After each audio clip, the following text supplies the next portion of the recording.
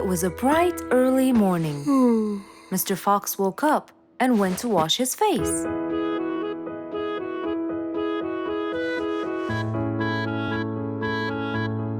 Since he was feeling a little hungry, he went to prepare some breakfast. He prepared fruits, some cheese, a fried egg, and some veggies. He looked around for some bread, but couldn't find any. No problem. He'll go to the bakery and buy some. I guess I need to buy some bread from Mrs. Flute's bakery. Then I can have my delicious meal.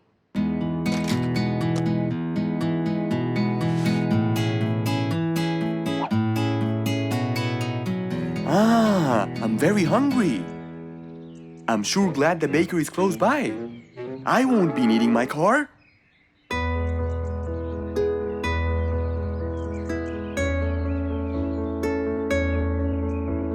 Mr. Fox decided to walk to the bakery. He really enjoyed the early morning breeze. And on his way... Good morning, Mr. Fox! Oh, Mr. Falcon! How are you? Are you getting enough sleep? Yes, I can sleep most anywhere now, and it's all thanks to you, Mr. Fox. Glad to hear that, my friend. See you around.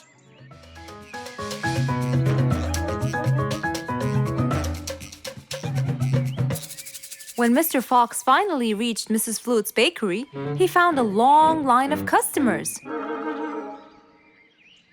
He got in line and patiently waited his turn.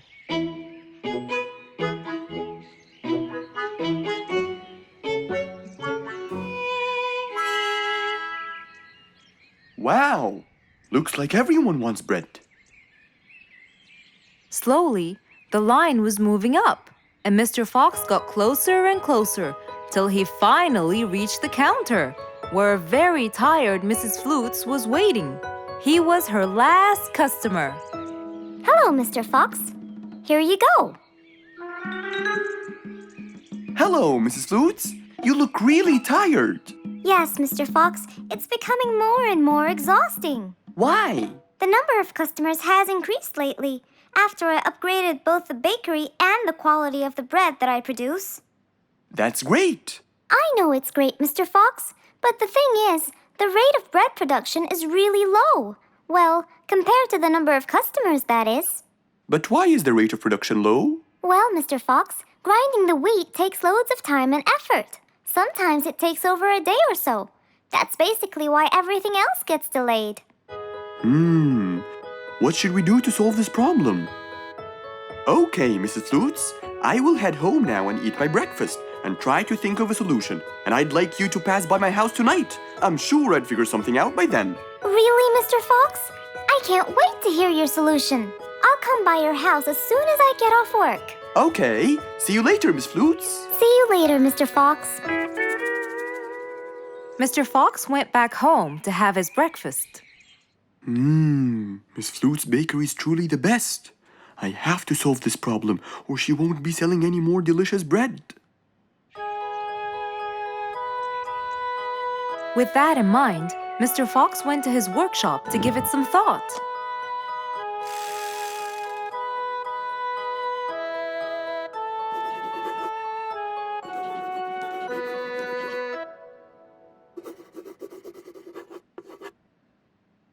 Finally, he had a great idea.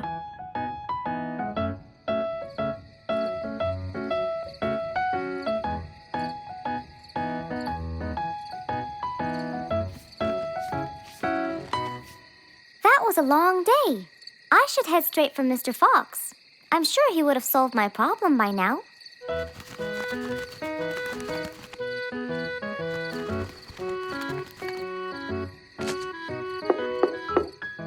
That must be Miss Flutes.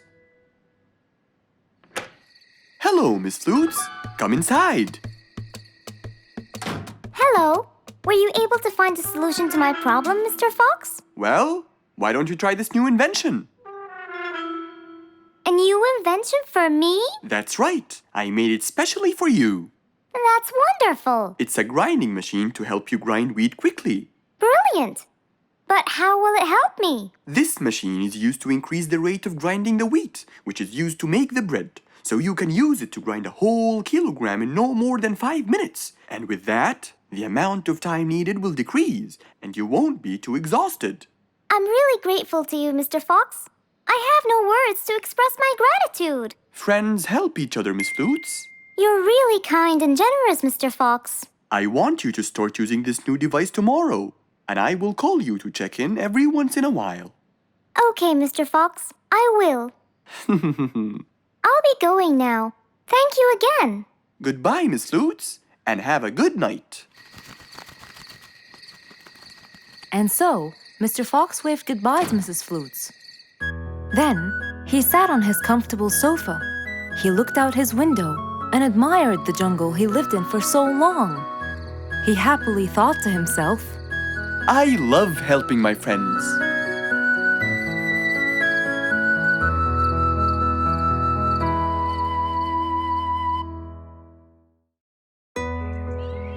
who can you always count on? They're always there when you're feeling down, ready to draw a smile and remove that frown. They make a bad day so much better, especially if you share toys and play games together.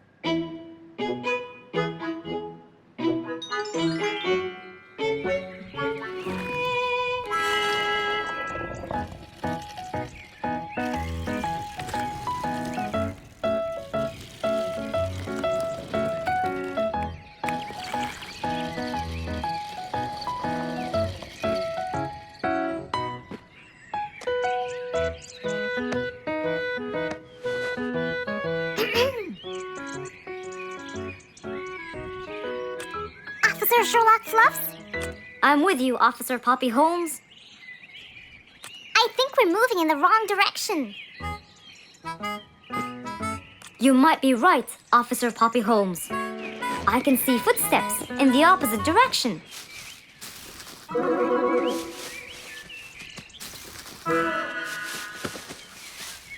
Officer Sherlock Fluffs! I think someone is after me. Run, officer! Run!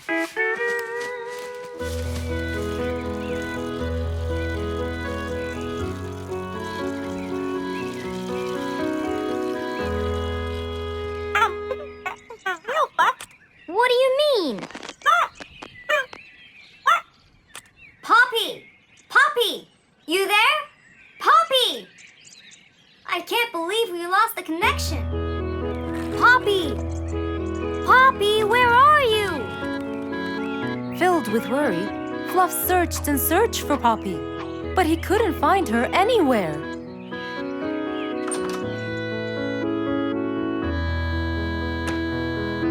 Hey there, Fluffy. What? How come you're here? I thought you'd eventually come home. What happened to your walkie-talkie? It's not working. But we just got it. I know! I was looking everywhere for you. Aw, Fluffsy, were you worried about me? Stop it! We need to fix this thing. Do you have any idea how?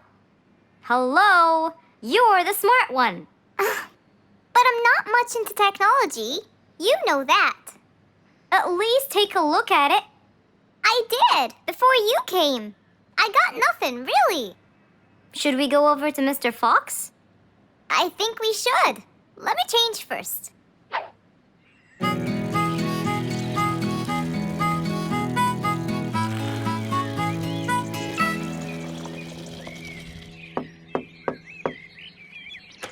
Hello. Hey! Mr. Fox, Poppy broke her walkie-talkie. I so did not. Don't fight, you two. Show me your walkie-talkie. Maybe I'll be able to fix it. Here. But I promise I didn't break it. I'll go to the workshop and see what's wrong with it. Thank you, Mr. Fox. Sure. You really think I broke it?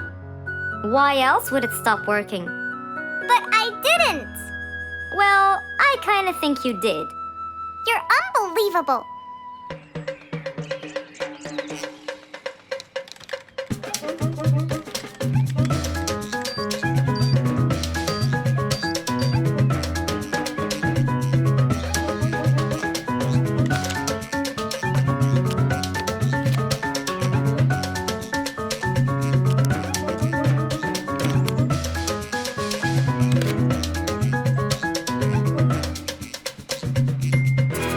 It's working just fine. I told you. Well, it wasn't before. I tried it. I know it wasn't, but now it is. See, Poppy, you did break it. And Mr. Fox fixed it. It wasn't broken, Fluffs. It just ran out of batteries. I'm sorry, Pops. Never mind. I was worried about you, though. I know. I have a wonderful brother. Brothers and sisters may fight every now and then, but at the end of the day, they're still best friends.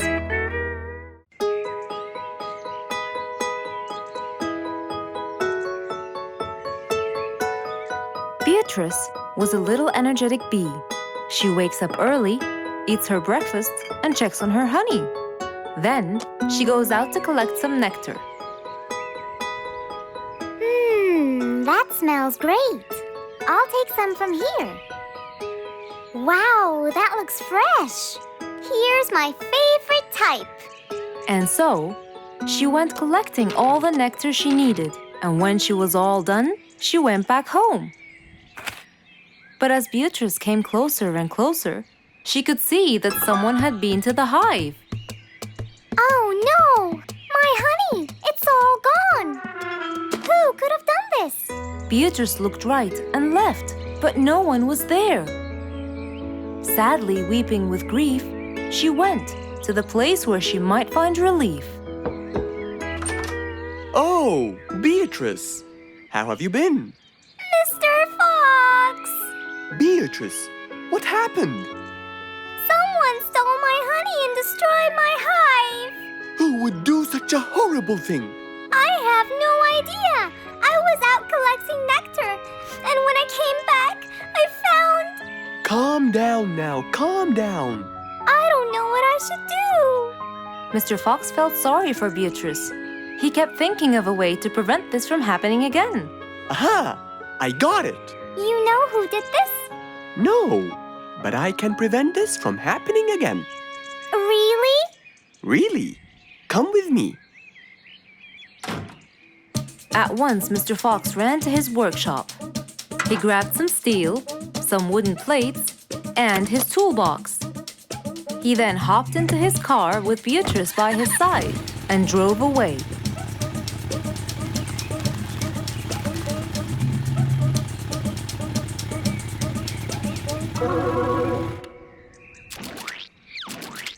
Oh, See?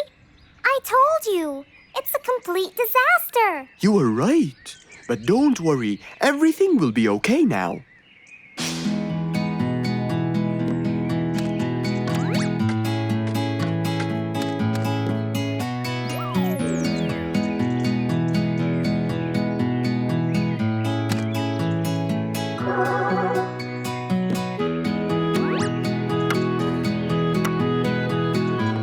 Mr. Fox started to work.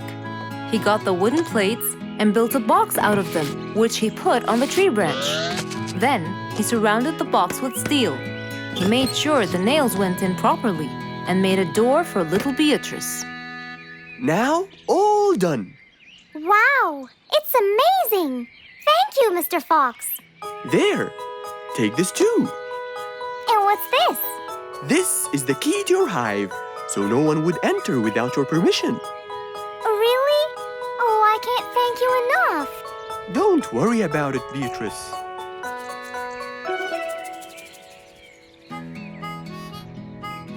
Here, Mr. Fox. This is for you. What's this? It's one of my delicious honey jars. It's the best kind I've got. Oh, you didn't have to. Well, thank you, Beatrice. And as Mr. Fox drove away, he thought that this was the perfect end to the day.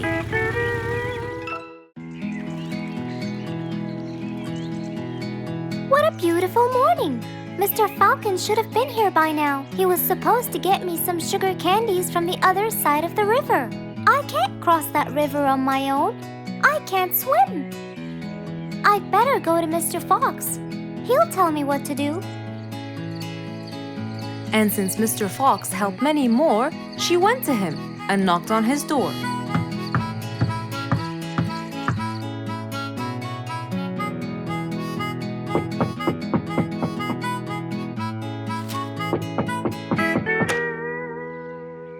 Who's there?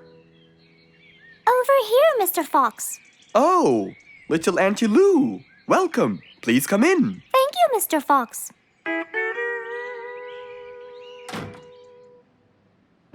What can I do for you?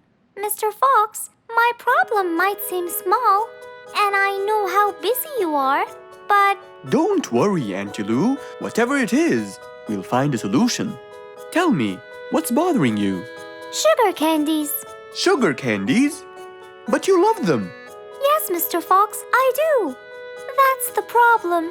The only place I can find them is by the other end of the river side, and I don't know how to swim. Well, how did you get them before? I had some friends who would cross the river and bring me some candies with them. But I can't wait for them to go every time. I want to be able to get them myself. I see. So you want a way to cross that river by yourself. Yes. Do you want to learn how to swim? Impossible. I'm so afraid of the water. It's my worst nightmare. Isn't there any other way, Mr. Fox? Sure there is. Let me think. Mr. Fox thought quickly and without delay, for there was already another way. He'll build a bridge for Auntie Lou, so she could cross whenever she wanted to. Little Auntie Lou, how wide is that river? Very wide, Mr. Fox. It won't be easy, but let's go. Into the workshop ran Mr. Fox. He grabbed some wood and his toolbox. He put them in his Jeep and hopped inside. Then he and Auntie Lou went for a ride.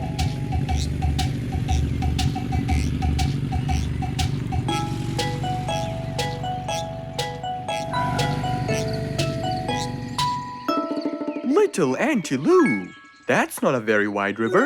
But it is to me, Mr. Fox. You're only saying that because you're too big. Maybe you're right. Little Auntie Lou, let's get started.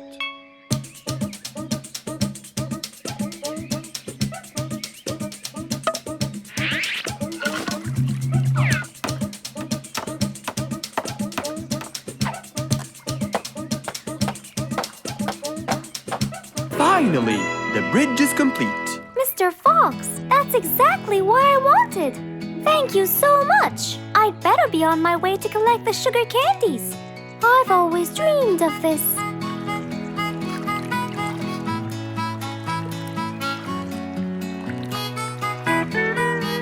Enjoy the candy, little Auntie Lou. After giving his friend a happy end to the day, Mr. Fox took his car and carefully drove away.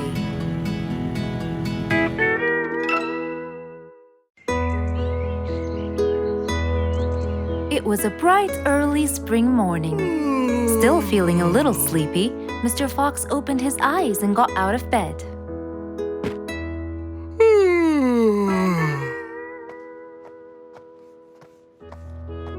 Since the weather was beautiful outside and awfully tempting, Mr. Fox decided to go for a walk in the jungle. The sun was shining, the birds were twittering. It was a very peaceful morning. Well, sort of. Worried that something terrible could have happened to one of the animals in the jungle, Mr. Fox sprinted towards the sound. Are you kidding me? You're the size of an air balloon! Are you making fun of my size, you piece of you? What? Take that back now, you... No! I'll never take it back! This was all your fault! No, it wasn't! It was yours! No! It's always your fault! Now, calm down. Oh, Mr. Fox, I'm so glad you passed by. You're the only one that could solve my problem. Solve your problem? No, Mr. Fox will solve our problem. No way! What you did was a total crime. So not true. You're the one who started it all and injured me, you big There, calm down. And just tell me what happened. He woke me squeezed up. Slow down, one at a time. Mr. Panda, you go first. Thank you. Now, I was walking heading to my house when I realized that for me to get there, it will take me 12 minutes. And I was so tired and sleepy. So I thought about it, and I realized I should just lay here for a while and take a short nap. And just as I was starting to get comfortable, I found little chicklets screaming with the highest pitch into my ears, Mr. Fox. My ears! Can you believe that? Well, that's not a very nice thing to do, little chicklets. Why did you do that? But I didn't, Mr. Fox. And how is that? I was heading to my favorite lake, and I was walking just right behind Mr. Wicks, when all of a sudden, out of nowhere, he decided to lay down and fell to the ground and squeezed my beautiful wing. And if it wasn't for my high-pitched voice, I would have been dead by now. Well, that was pretty dangerous, Mr. Wicks. What should I do, Mr. Fox? I was really tired and I needed my nap. So I took it. What should a panda do to take his nap? Can't you just wait till you reach your own house? Or at least look behind you before you decide to fall down? My house is 12 minutes away, and all the walking had already stolen away all my energy. I had to take a nap to recharge. I can't keep on walking forever. Then look behind you or sleep next to a tree or something. Why don't you watch where you're stepping? It was a very troubling matter indeed. The little chick almost got crushed. But Mr. Wicks didn't mean it. He was just so tired that he fell asleep. Right? Mr. Wicks, answer me. Did you intend to squeeze little chiclet's wings? Of course I didn't. Were you aware that you were going to take a nap in the middle of the road? Actually, I vividly remember. I walked to the tree side first, but when I woke up, I found myself in the middle of the road. How many naps do you need per day? From 5 to 7, I would say. Did you take a nap before you decided to head home? Of course. Do you usually nap in between? Not always, but today I went so far from my house. I tried to hurry to nap at home, but you know, I'm too slow. Say no more. I now know the answer. Really? Yes. Worry no more, little chicklets. From now on, Mr. Wicks will always nap at his own house. Just a second. Aha! There it is! Is that what they call caffeine? My, I didn't think it was that huge. No. It's something even better. Better than caffeine? And chocolates too.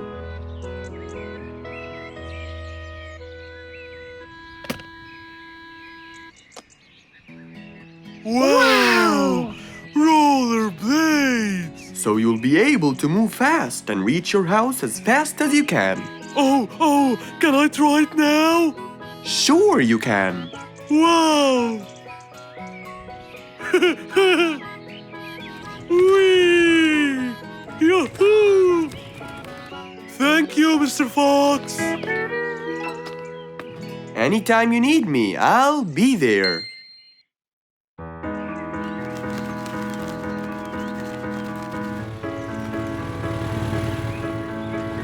One beautiful spring morning, though tired and sleepy, Mrs. Sharpie the post owl was on her way to Alfie's house to deliver a parcel.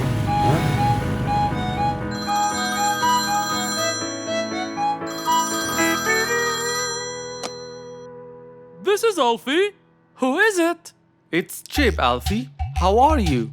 I'm fine, thank you. Great! I sent you the new sheet music, which you have to rehearse.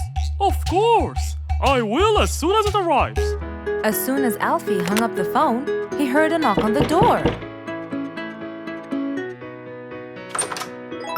Good morning, Mr. Alfie.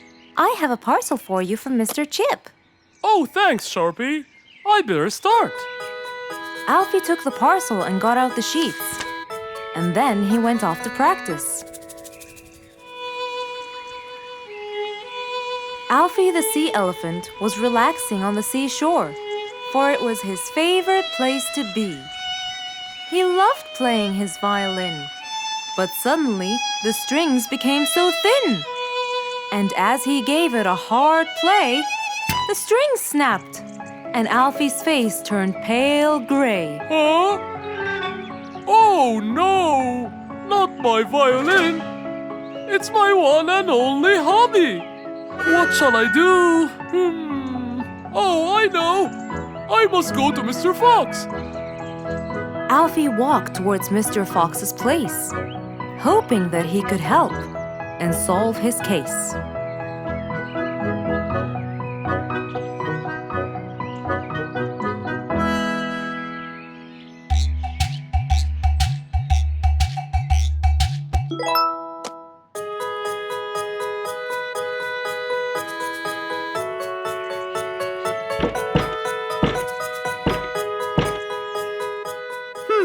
I wonder who?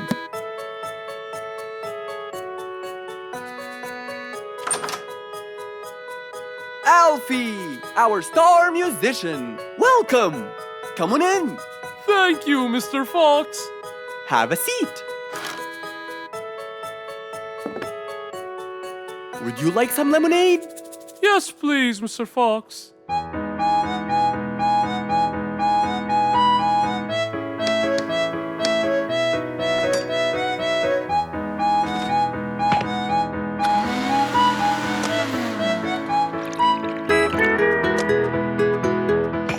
Mr. Fox came back with a glass of lemonade.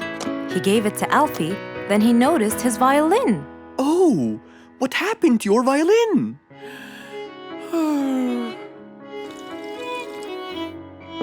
I was playing by the seaside and suddenly the string snapped. What do you think I should do? Well, we can simply buy some new strings and change them. I already bought them, but I don't know how to change them. It's my first time. No problem. It's easy. Now let me teach you how to replace them. First, we remove the old string by twisting this till it's loose. Then, we pull the broken string out of its hole. After that, we twist the tuning peg on the other end and pull the other end of the string from its hole as well. See? Now the whole string is out.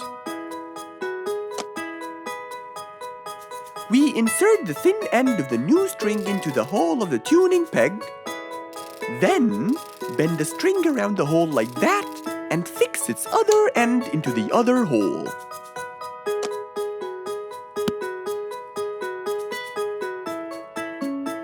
And there's the other string as well. Finally! Go ahead and play it. Okay.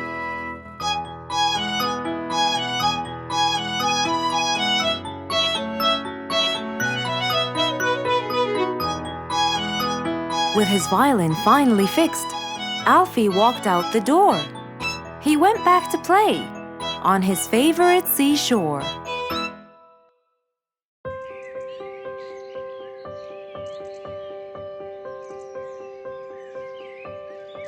It was a beautiful spring morning. The sun was shining brightly. The sound of the birds woke Mr. Fox up.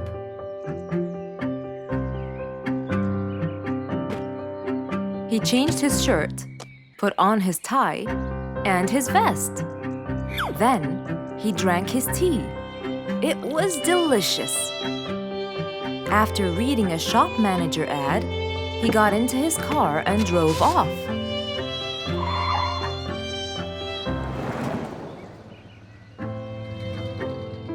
Meanwhile, little Bingo Monkey was riding his bike through the jungle. He was having loads of fun, but suddenly the bike slipped and little Bingo fell off. Are you okay, Bingo? Hang on, I'm coming. Yes, Mr. Fox, but my bike isn't. Oh, it looks like there's a problem with the tire. Don't worry, Bingo. I'm going to help you. Bingo, can you help me count how many nails I need? Of course. Here's 1, 2, 3, 4, 5, 6, 7, 8, 9. I think there are 9, Mr. Fox. Okay, Bingo. Let me count how many I have in my toolbox. 1, 2, 3, 4, 5, 6, 7, 8, 9. I'll get one more just in case he miscounted. So 9 plus 1. We need 10 nails. That's easy.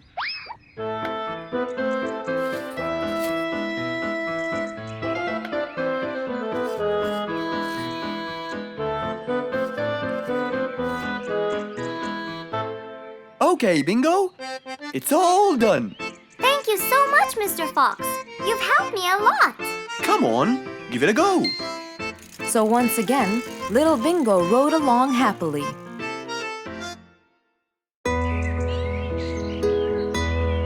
Just imagine if you woke up one day and all your food was gone. Your house was a big mess and the oven was turned on. What happened exactly? You really can't tell. But that's what happened to our friend Giselle.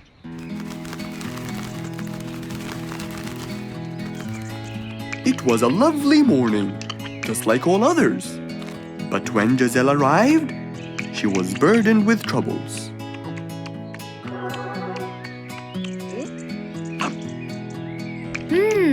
These are good. Yeah, my mom makes the best pancakes in the world. Look, it's Giselle. Hey, Giselle, come join us. Have some of these delicious pancakes. Thanks. I'm not hungry. What's wrong, Giselle? You guys, I think a thief broke into my house. What? Food has been going missing from my home, but I didn't think much of it. But the amount of food disappearing kept getting bigger and bigger. And yesterday, all of my food went missing. And there was a huge mess at my house. I even found the oven turned on. My house could have burned to the ground. Oh, I'm so sorry to hear that. Are you okay? This sounds really dangerous. What if this happens to my house next? Calm down. Whatever it is, I'm sure we can deal with it. Giselle, let's go to your house and check it out. And so, they left for Giselle's house. They had no idea what would be waiting for them. Oh dear, what a mess. Did you not hear them at all? I heard noises, but by the time I got up, they were gone. Did they take anything else other than food? No, nothing else is missing. So how do you explain all this mess? Maybe they were trying to find their way in the dark. I think Bingo's right. They didn't want to turn the lights on so no one would see them. Yes, but there are more important things.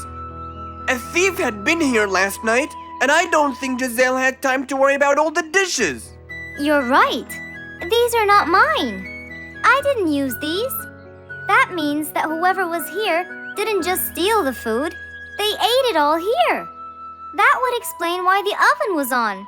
They cooked. Okay, calm down. We'll figure out a plan to catch them. But first, let's clean everything up.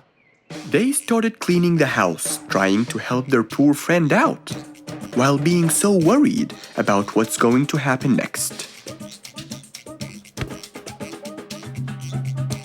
Any idea how we're going to catch them? I have an idea. We'll have a neighborhood watch. You know, we'll stay up around the house so we can catch them as soon as they come near. Sounds great. Giselle, why don't you go and get some sleep? We'll take care of it. Thanks, guys. They all sat in anticipation, ready to jump on the thief without any hesitation.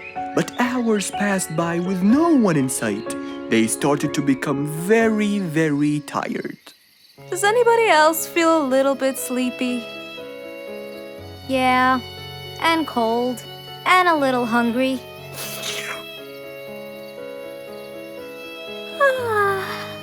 Parrot, do you see anyone from up there? No, no one's around. Guys, you can go home. I'll stay here for the rest of the night. I'm not tired.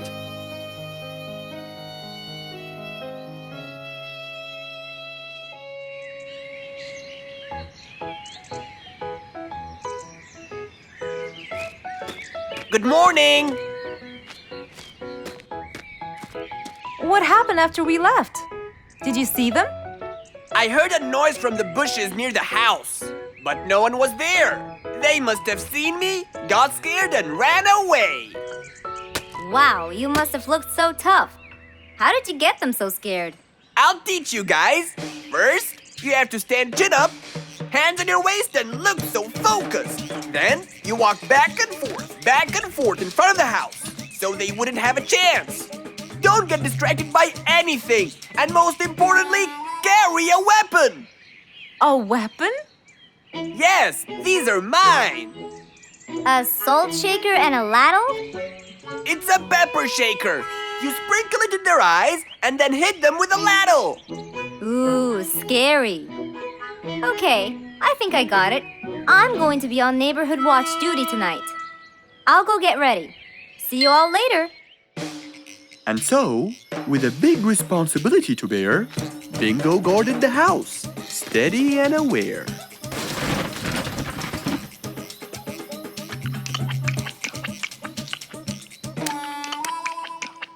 Zebra, what are you doing? What? Where am I? Giselle's house. What is that noise? Did you catch it? Yes, it's Zebra. He's been sleepwalking and eating all your food. Oh no! Giselle, I'm so sorry. I wasn't stealing your food. This happened before. I sleepwalk a lot. Don't be mad. I can't believe it's been you all along. That is so funny. You're not going to tell everyone about it, are you? If she doesn't, I will. I knew you couldn't scare a thief away with a ladle. You could! You know what? I'm just happy Giselle is safe. I'll just go home now. I need some sleep.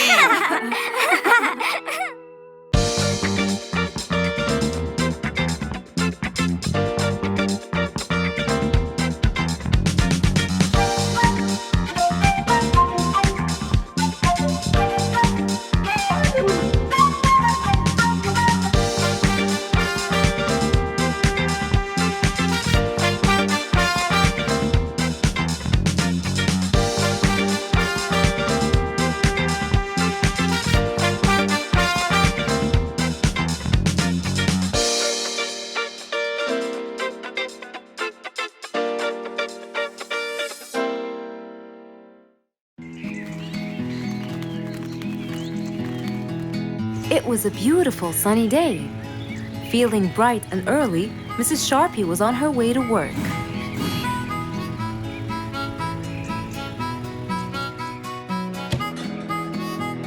Good morning, Sharpie. Good morning, Emma. You're looking good today, Sharpie. Thank you.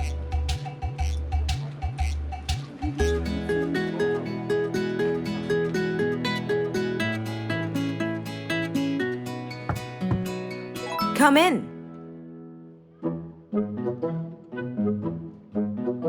Good morning, Mrs. Susan. Oh, good morning, Sharpie. Today's gonna be a special day.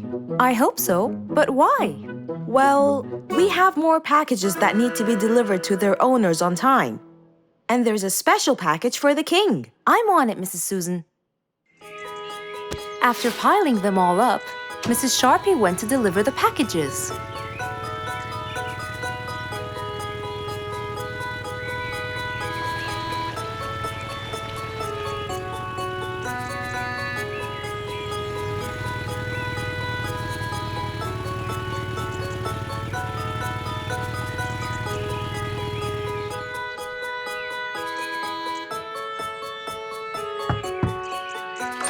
Here's your package.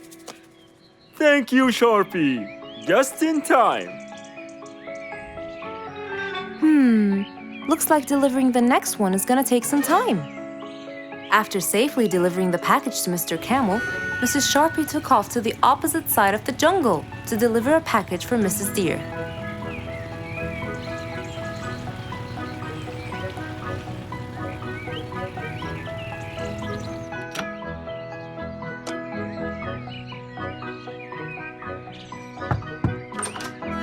Here's your package. Thank you. But why were you late? I waited all morning. Next was Mrs. Bird's package, and that was south of the jungle. That was very tiring for Mrs. Sharpie.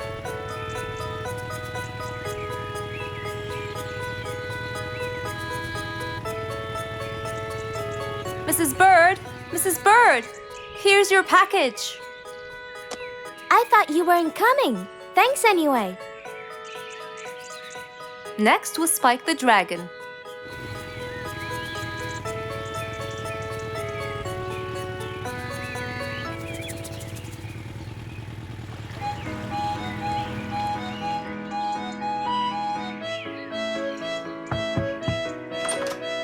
Here's your package. You know, I never thought you'd be late. Oh no! It's the last package I'm delivering today. I hope the king is not too upset that I'm late. Worried and a little scared, Mrs. Sharpie took off to deliver the last package. She was already late as it is. The last package was intended for the king, and after being all over the jungle, will she be able to make it in time? Here you go, Mr. Timber. This package is for the king. Thank you, Sharpie. But the king was worried and a bit upset. Why? Well, he had to wait all day for this package. You're not usually late, Sharpie. He was very upset. My sincerest apologies. I'll be more careful next time. Mrs. Sharpie was very tired and really upset. Having to deliver packages all over the jungle was no minor task. So, she decided to go to Mr. Fox and ask for his help. Oh, hello, Mrs. Sharpie. How have you been? I'm not good at all, Mr. Fox. You have to help me. What happened? I've got a lot of letters and packages, and I keep flying east and west all over the jungle. This won't do, Mr. Fox. I'm so tired. Oh, Mrs. Sharpie, you do look exhausted. Please, come in, and we'll figure this out together. Would you like a cup of hot chocolate? No, I just want to find a solution, Mr. Fox. Okay.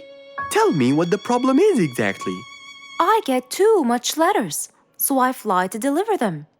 I find that the first letter should be delivered to the western part of the jungle, so I fly and deliver it, just to find that the next one is in the eastern part of the jungle. And when I fly and deliver it there, I find that the one after it is in the north. And after that, it's west again, and it's all driving me crazy. Calm down, Mrs. Sharpie. There must be a solution to all of this. That's why I came to you.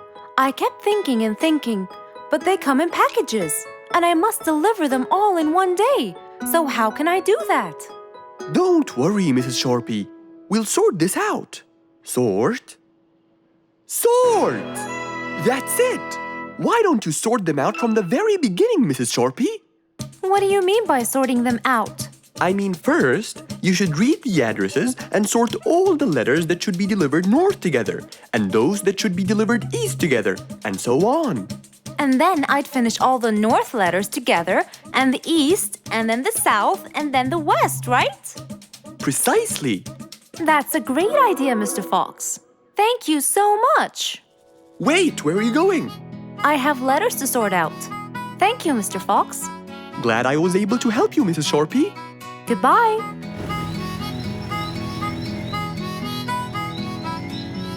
Happy with the solution she got, Mrs. Sharpie took off and looked forward to a new day with her new planned plot.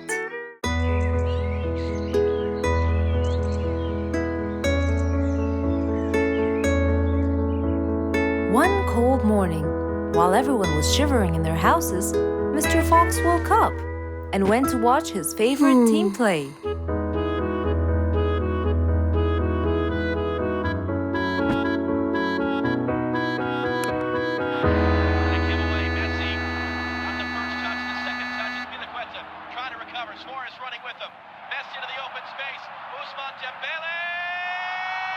Ah! He's going to win! I wonder who could it be so early? Wait a second! I'll be right there! Good morning, Woody! How are you? It's been a long time since we last met. Oh, Mr. Fox, it has been a while. Tell me, have you finished building Nate's ship? Yes, Mr. Fox. I used teak and bamboo. Nate liked it a lot. He took it out on a trip. He and his friends had so much fun. Great! Mr. Fox, I noticed how beautiful your flowers look. You take really good care of them. Of course. And you know what? I'll tell you everything I know about flowers. Really? Thank you, Mr. Fox. Come in and have a seat while we talk. Okay. Woody followed Mr. Fox inside. Feeling a little cold, he waited patiently while Mr. Fox prepared 2 nice bowls of hot soup for them both. Here you go. Thank you. It's delicious. Glad you liked it. Now tell me, what's bothering you, Woody? How did you know that something was bothering me? I know you all too well, my friend. Okay. You know, it's really nice and warm here. Yes, warm weather helps me think and relax. Well, Mr. Fox, I'm sure you know that I've been a carpenter for a long time now. Of course. And during the winter, my business blooms. And my customers increase because I sell them the wood they use for their fireplace. Very good.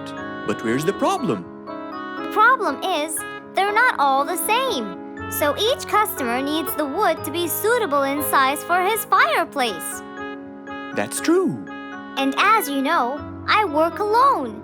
So I take so much time and effort to cut and adjust the wood to suit each and every customer in this jungle. Sounds like a serious problem. He looks really worried. Okay, Woody, why don't you come with me to my workshop? It's round the back.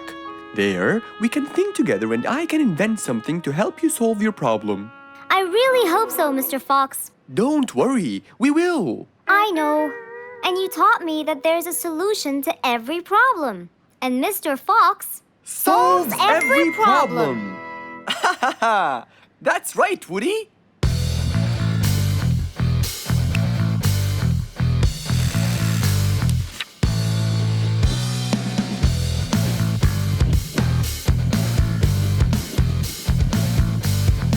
I will invent a gigantic wood-cutting machine that has the ability to choose and control the size and shape of your wood depending on what you need. What? Really? Aw, you're the best, Mr. Fox. I'm just going to need some time to build the machine. You got it, Mr. Fox. I'll go get a few things done and I'll come back. Okay, I'll see you then, Woody.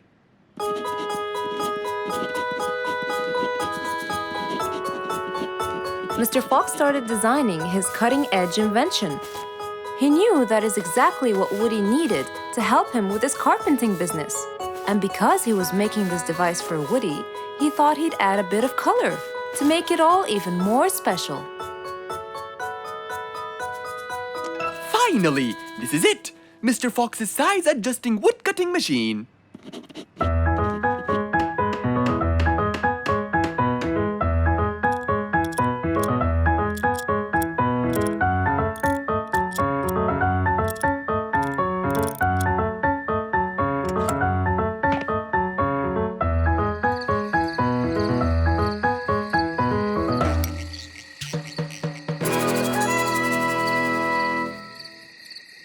After finishing the device, Mr. Fox sat to listen to his favorite music, waiting for Woody, who came knocking on the door. Hello, Woody. You're right on time. Have you finished building the new machine for me, Mr. Fox? Of course I have. It's in my workshop. Let's go see it.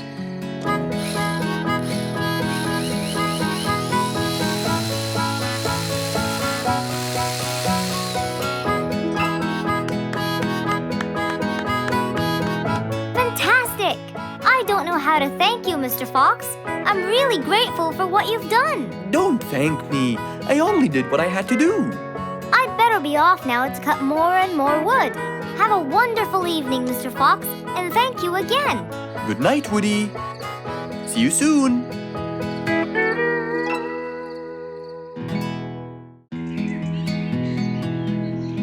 It was a beautiful morning. The sun was shining brightly over the jungle. And seeing how nice the weather was, Mr. Fox decided to go for a walk.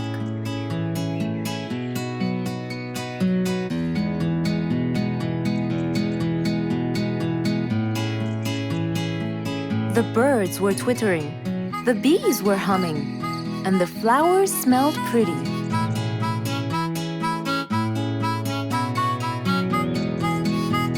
As Mr. Fox was passing by Bingo's house, he saw him doing something really strange.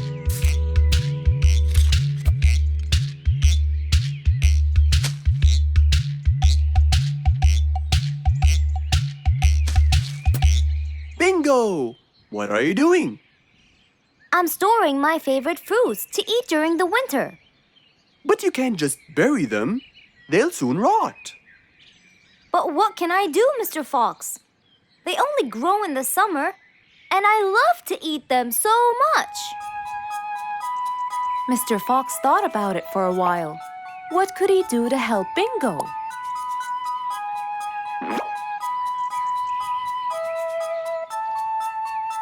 Don't worry, Bingo. I think I have an idea. Really? What is it? You'll have to wait and see. I'll just run to my workshop, and I'll be back before you know it. Okay. Mr. Fox went back to his workshop and gave it some thought.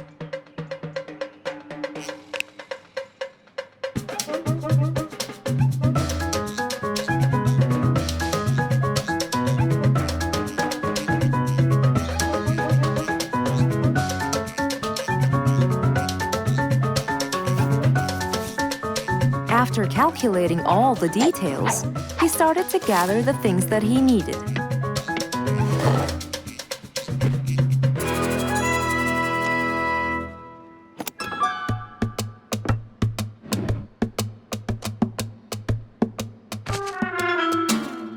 Then he took his toolbox and his car keys, and of course, the glass plates. He put them all in his car and was on his way.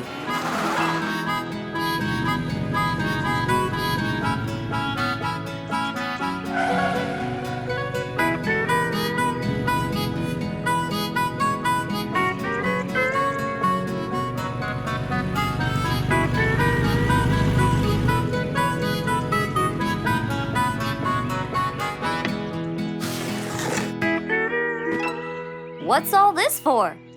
It's a surprise. I can't wait!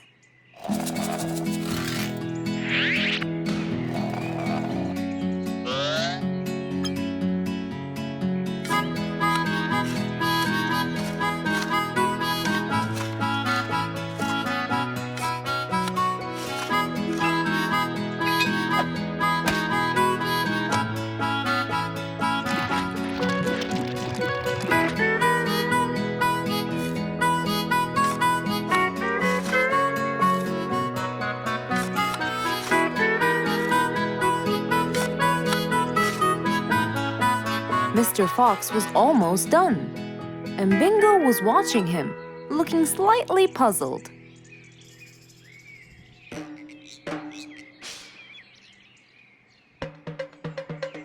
Here you go. You'll never miss pineapples again. So I can store them in here? No. You'll grow them in there. This is called a greenhouse. But it's not green, it's transparent. No. It's called green because we can grow green plants and fruits inside it whenever we want. Oh, so now I can have pineapples whenever I want? Yup. Anytime you want. Awesome! Thank you, Mr. Fox. Glad I could help. Here, this is for you, Mr. Fox. It's the best one I've got. Oh, that's very nice of you, Bingo. I love pineapples. Now you and I can eat them anytime we want. After helping out his friend, Mr. Fox went back to enjoy the rest of his day.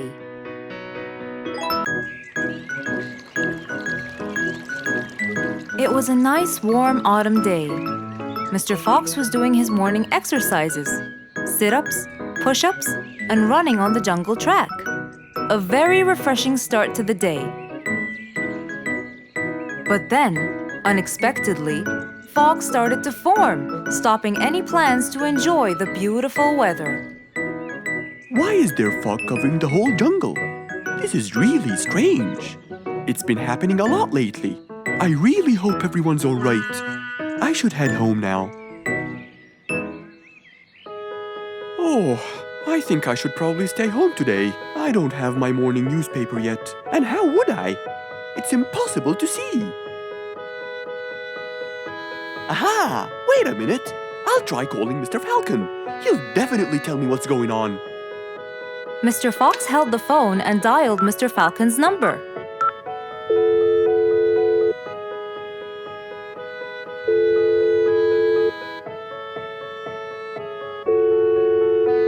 Oddly enough, there was no answer. I guess he's not home.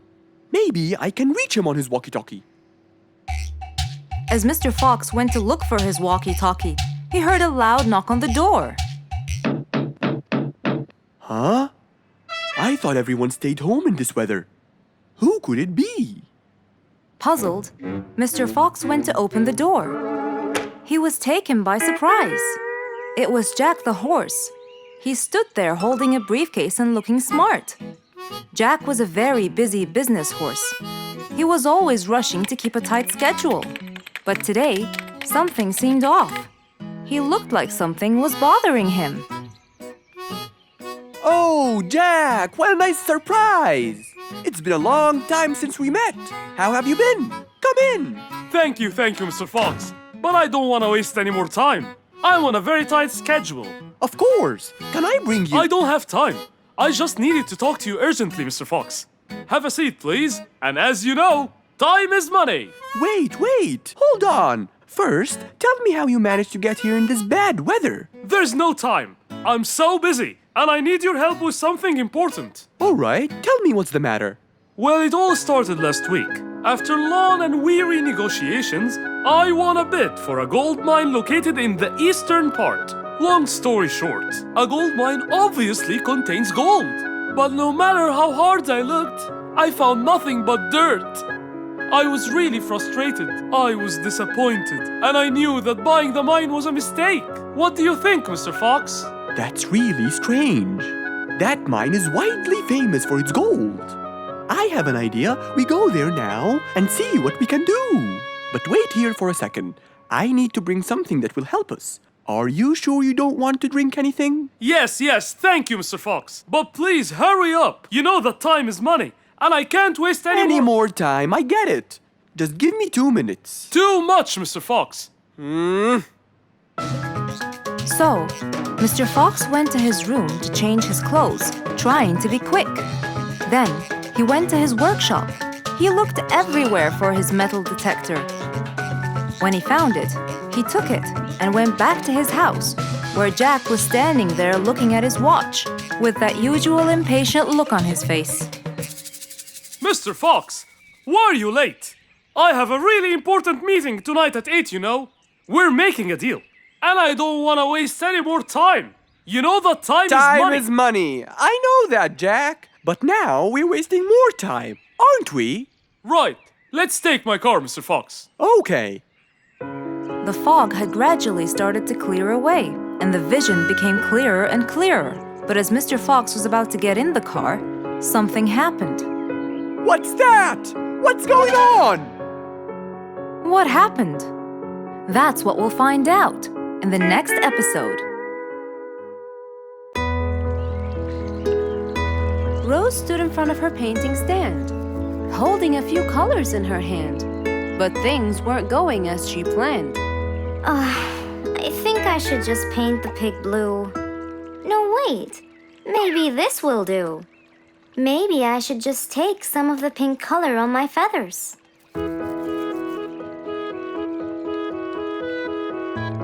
This isn't working. Maybe I should call Mr. Fox. He might have some clue about what I should do.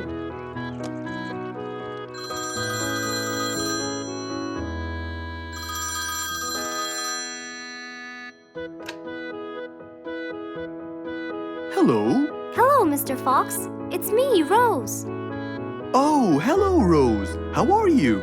I'm fine, Mr. Fox, but I do need your help with something. Do you think you could come and meet me? I'm at my usual painting place. Sure, I'll be right there. So, without a moment to lose, Mr. Fox got ready, got into his car, and drove off to where Rose was painting.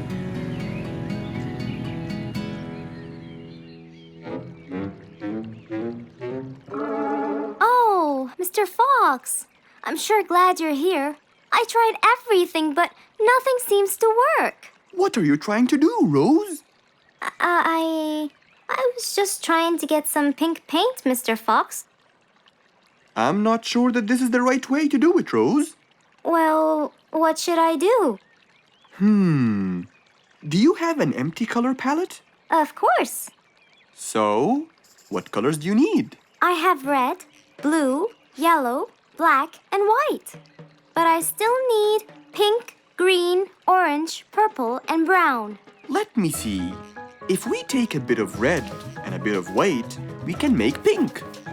Oh, it's just like magic. How about the other colors? Do you want to try? Why, yes, I would. But which colors do I use? Use your imagination, Rose. I want to try red and blue. Okay. Wow! Now I can paint my violets purple. Do you want to try again? Sure. This time I'll try red and yellow. Nice. Now you have orange. It's beautiful, Mr. Fox. But I'm still missing green. Well, let's see. We still haven't mixed blue and yellow, have we? Right! This is a really cool shade of green. Now you can paint all you want. But, Mr. Fox, what about brown? Right. I almost forgot. Let's try orange and blue. Yes, that's it. Oh, I really can't thank you enough, Mr. Fox. Don't worry about it. I really like your painting. You do? Yes. It's quite colorful. Well, thanks to you. Now, whenever you're missing a color, all you have to do is try some together. All the colors that Rose once knew, when mixed together, turned to something new. Pink, purple, orange, and green. Something she had never seen. It was a bright sunny day. Mr. Fox had had his breakfast and was now out doing his morning exercises. It was then when he saw Woody, who was passing by. Ah, Woody, how are you? Haven't seen you in a while. I really missed you. I'm fine, Mr. Fox. I really missed you. I hope you're doing great. Why does he look so sad? I hope nothing bad has happened. You look a bit down, Woody. Is everything all right? Are you okay? Oh, Mr. Fox, I really need your help with an urgent matter. Don't you worry, my friend. Big or small, every problem has a solution. I assure you, everything will be all right. Oh, I know, Mr. Fox. I can always count on you. Let's go inside. I'll get you something to drink, and then we can sit down and you can tell me all about your problem. Let's go. Woody followed Mr. Fox to his house. There, Mr. Fox prepared something special for Woody to help make him feel better.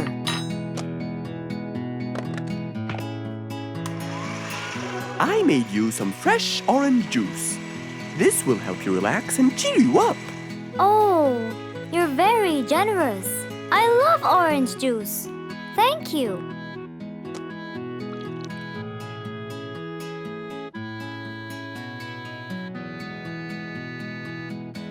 Mr. Fox, I'm really sorry to bother you over and over again, but I had no choice. Oh, no worries, my friend. You know, Mr. Fox, I'm the jungle carpenter. My business has been growing recently, and now I have many customers. Yes, you're a hard worker. You deserve it. I used to build boats for fishermen.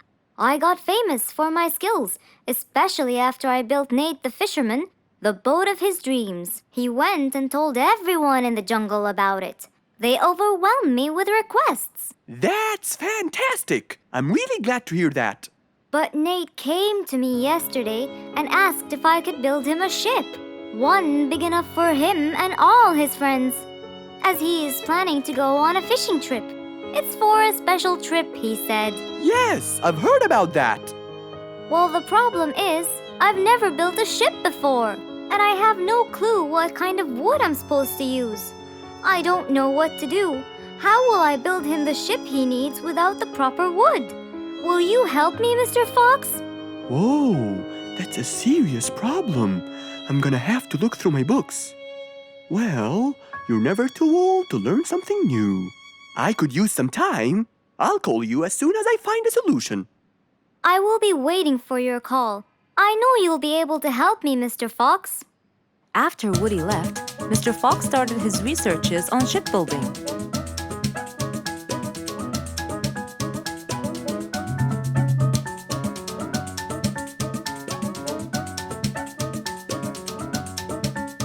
After hours and hours of hard work, he finally got it. Yes, I've got it. But what did he get? We'll find out in the next episode.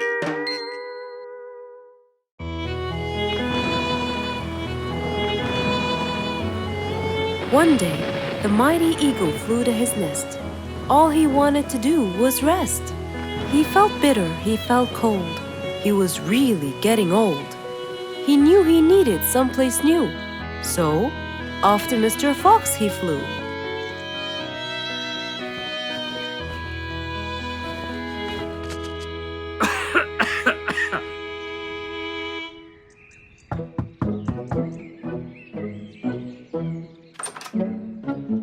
Oh, hello, Mr. Eagle. You look so tired. Please, come in. Thank you, Mr. Fox.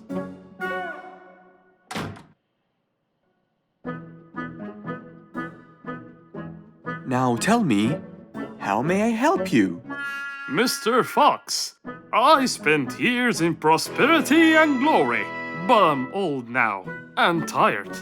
I can't live out there alone in that cold weather. Where do you live, Mr. Eagle? By the mountain top. I see. The wind is strong there. I bet you catch a flu every now and then. Well, I didn't used to, but that's all in the past. Now I'm old and weary. I'm not what I used to be. Plus I get so lonely up there.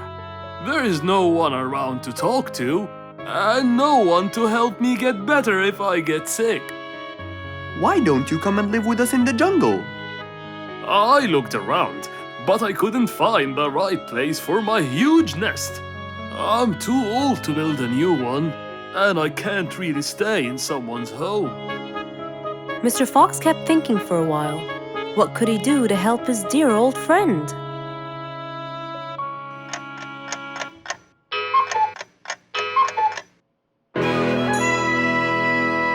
I got it. I think I can help you build a new house. Have no worries.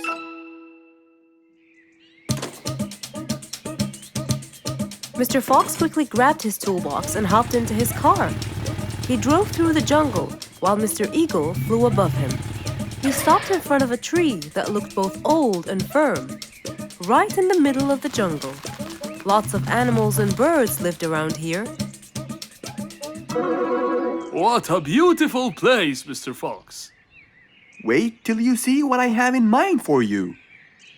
Mr. Fox started to work. He put a ladder against the tree and counted the steps up. 1, 2, 3, 4, 5, 6, 7, 8, 9, and 10. When he reached the tree branches, he opened his toolbox and took out some wooden plates. Then he started putting them together. All I need now is some nails to make sure everything would be A-OK.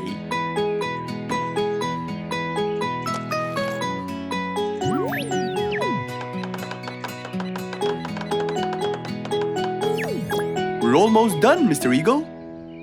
Can't wait to see what it will look like, Mr. Fox. Oh my! What a wonderful treehouse! And it's all yours, Mr. Eagle. My own home. I can't believe it. Thank you so much, Mr. Fox. You're most welcome. As Mr. Eagle got inside his new house and closed the door, he felt a happiness like never before. He knew Mr. Fox's idea was truly the best, for there was comfort, there was warmth. He felt really blessed.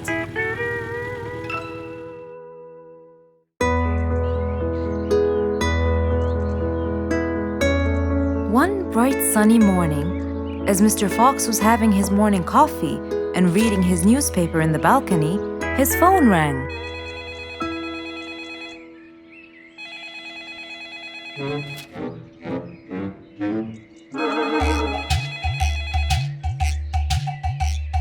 Who could it be so early in the morning? Hello? Hello, Mr. Fox. It's Rorik. Oh, hello, Rorik. How are you today? Not very good, I'm afraid. Why is that? My piano. I tried playing it today, but it sounds weird. How so? I don't know. Could you please come and check it out? Sure, I'm on my way. Thank you, Mr. Fox. I'll be waiting for you. And I'll be right there. So, quickly, Mr. Fox changed his clothes. He took his toolbox and his car keys, got into his car, and drove off to Rorik's place.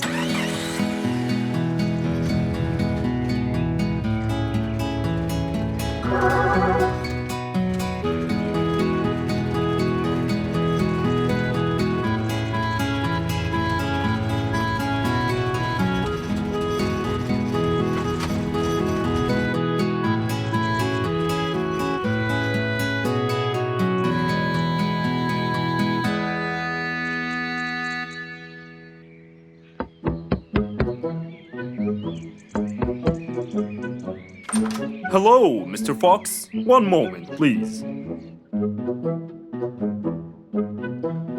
Your Majesty, Mr. Fox has just arrived.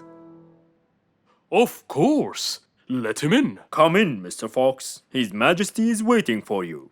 Good morning, Rorik. I came right away. Oh, you're here, Mr. Fox. Please help me with my piano. It's the only thing that comforts me. Don't worry, Rorik. I'll see what I can do. Mr. Fox started to check the piano. He tried playing a few notes. What is it, Mr. Fox? Is it broken? Mr. Fox, please answer me. It sounds horrible. It's not broken, Rorik. It just needs tuning. Do I have to buy a new one?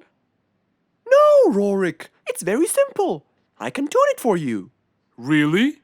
Thank you, Mr. Fox. I almost had a heart attack.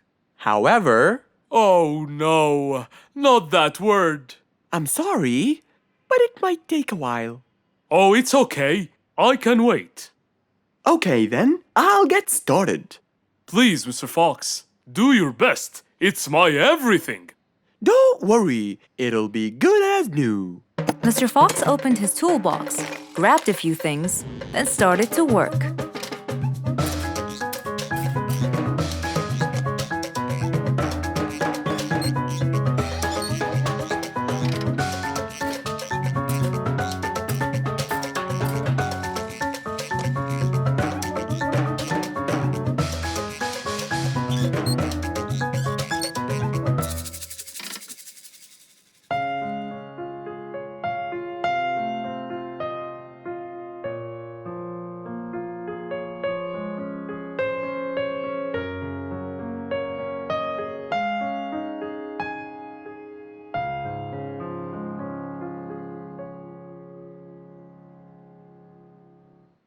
Beautiful. It sounds beautiful. Told you everything will be alright. I can't believe it. Thank you so much, Mr. Fox. Anytime, Rorik. And with that, Mr. Fox's work was all done. He waved goodbye and drove along happily. He had helped out a friend once more. For helping each other is everything you could ever wish for.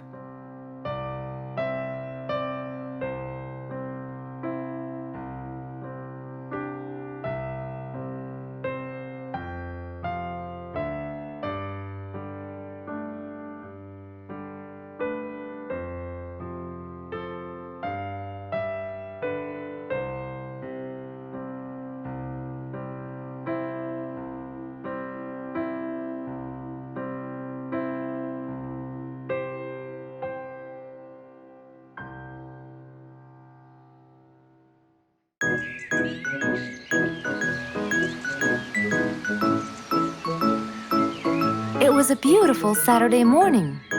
Since the sun was shining and the weather was nice, Mr. Fox thought it was perfect for morning exercise.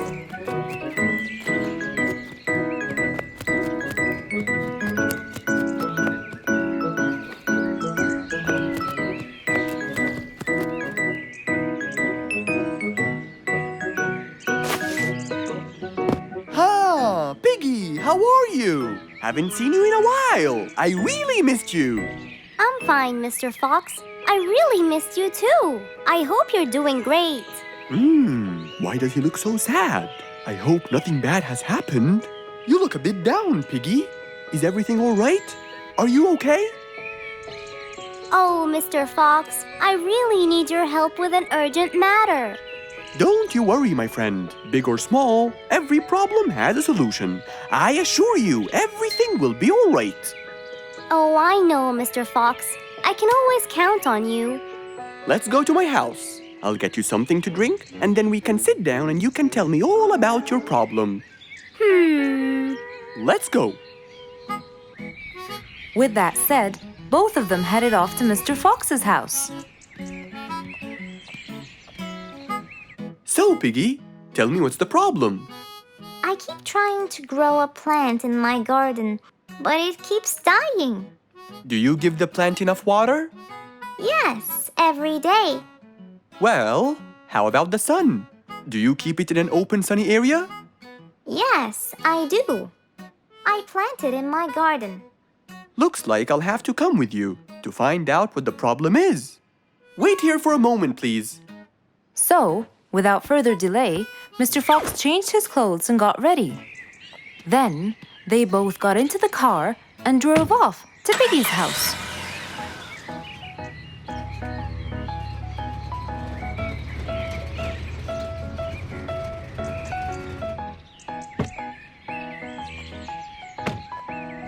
Look, Mr. Fox, these are the plants I told you about. Little Piggy, the plant you're trying to grow is ivy. And ivy likes to grow on something firm, like a gate or a wall. That's how they grow so tall. Ivy? I thought it was just an ordinary plant. Well, you can still grow it on the garden wall. Piggy, do you have a ladder? Yes, Mr. Fox, over there. Okay, come with me. Hand me the drill, please.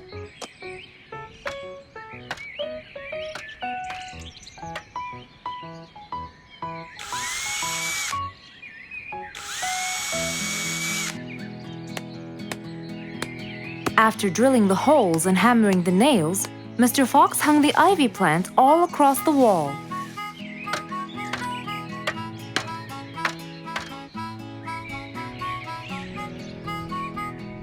Now, when the ivy grows, it will find this wire to hold on to. I got it. Thank you, Mr. Fox. You're welcome. Take good care of it. After saving the plant and helping his friend, Mr. Fox took off. And that, my friends, was the end.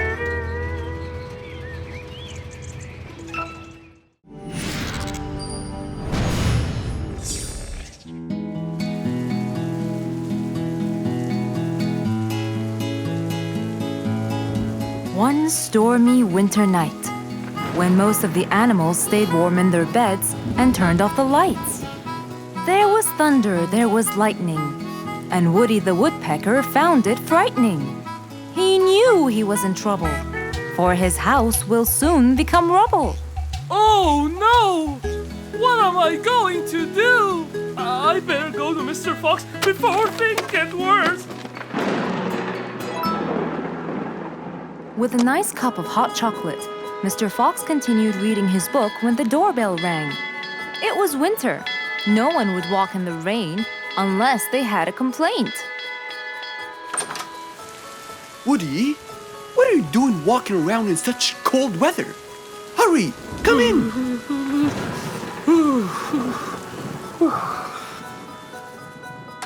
Mr. Fox, I know it's cold. And I'm sure my problems will make you feel bored. But I need your help. Of course. Don't worry.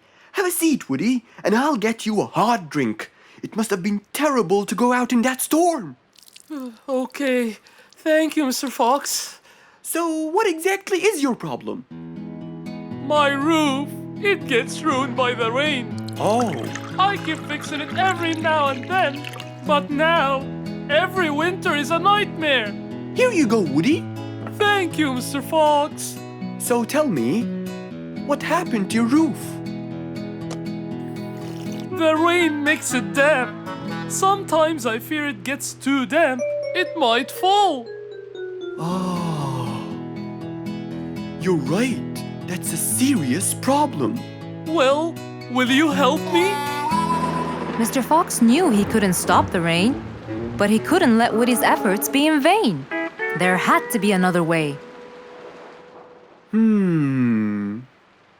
I have an idea. We need to guide the water off your roof. But how can we do that? Well, we need to visit the jungle shop. But first, we'll wait for the storm to pass.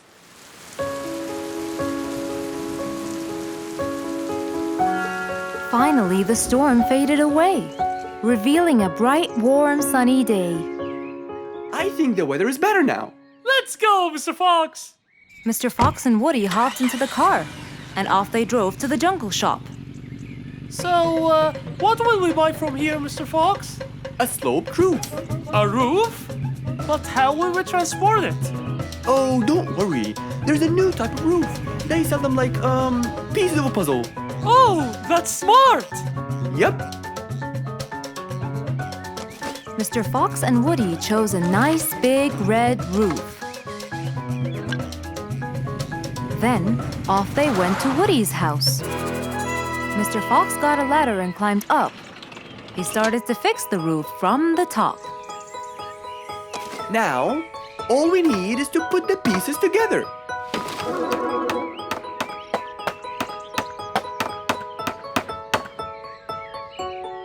All done. I'm coming down. Wow, it looks great!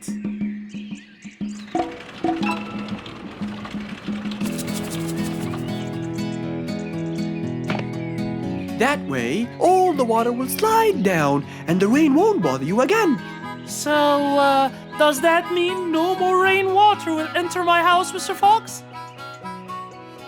Of course not. I guarantee it. Oh, I'm so happy! Thank you so much, Mr. Fox. Oh, it was nothing. We all like living in a dry, warm place in the winter.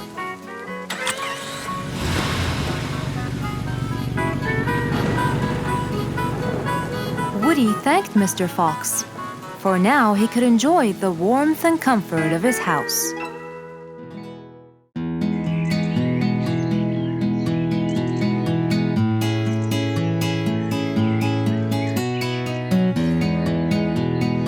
Spike the Dragon always bragged about how good he was at photography, and all he wanted was just one little chance to prove to everyone how talented he was. It didn't take long before someone actually recommended him to be the official photographer of King Rorik the Lion's birthday party. All done and send. Wow, that's a nice picture. Now we know who'll be our photographer. And immediately, Mr. Tiger sent a message to Spike. Oh! Finally, someone recommended me. I won't let them down. I promise. And so, Spike started to train and practice some more. His pictures were beautiful, and he felt so happy. Everything went well until the morning of the party.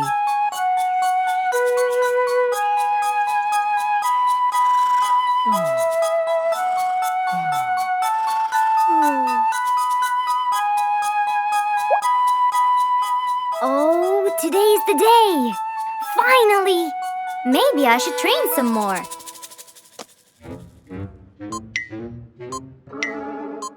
Huh? Oh no! What have I done? While Spike was testing his camera, he pressed on something that changed his camera settings. Now all his pictures turned to white. Spike tried to change it back. He cleaned his lens and checked his filters, but all was in vain. What will I do? Oh, what will I do? I must go to Mr. Fox at once. Feeling so worried and sad, and with no clue what to do, Spike held his camera and flew off to Mr. Fox.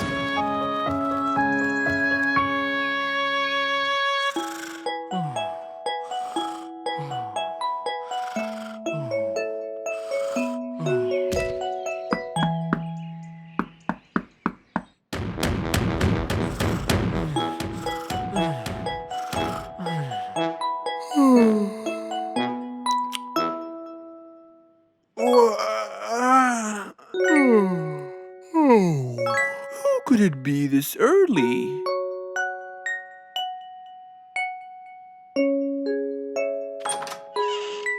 Oh, Spike, it's you. Help me, Mr. Fox. My camera. Help! All white, broken. Help! Calm down, calm down. Please, come in. Spike followed Mr. Fox inside. He sat down and started to speak slowly. You know today's the king's birthday party. Yes, and you've been hired as the official photographer. Congratulations, Spike. Oh, Mr. Fox, it would soon be condolences. What? Why? My camera. It's broken. Broken? Yes, I woke up early today and tried to check it. But I found that every picture I take becomes white. Have you checked the lens? Yes, and I re-cleaned them to be sure. But it's no use. And the filter? Everything. The lens and the filter. Can I take a look at it? Mr. Fox held the camera and started to check the settings. Where could I buy another one now? Do you have a professional or digital one? I don't think you'll need it, Spike. I'll go straight to prison, right? No, it wouldn't be fair to send the most talented photographer to prison. They'll all laugh at me. Are you sure about that?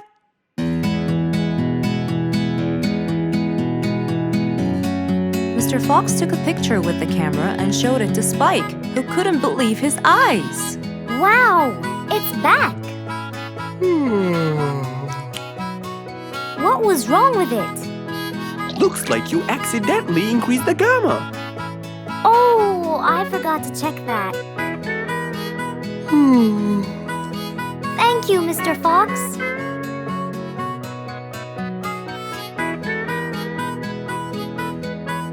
I'll go now.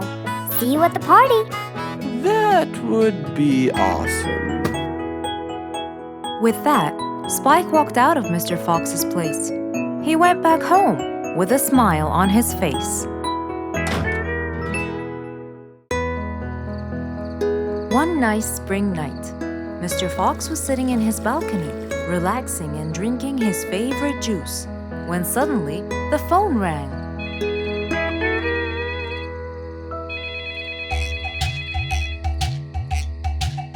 He wondered who would be calling him this time of night.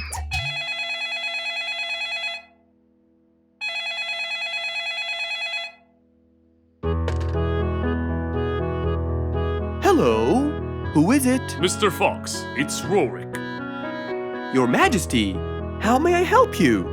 Well, Mr. Fox, I'd like you to come to my house early in the morning to discuss something urgent. Of course!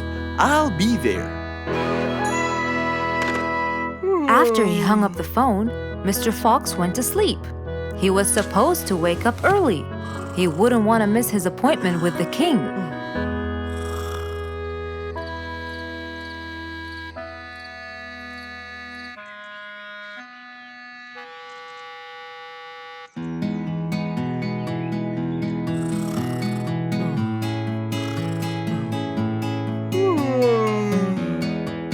Early next morning, Mr. Fox woke up and went to wash his face.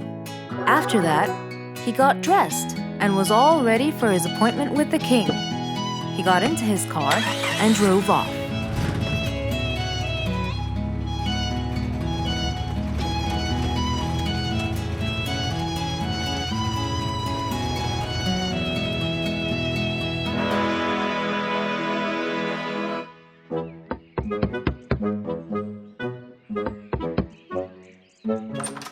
Hello, Mr. Fox. One moment, please. Your Majesty, Mr. Fox has just arrived. May he come in? Of course. Let him in.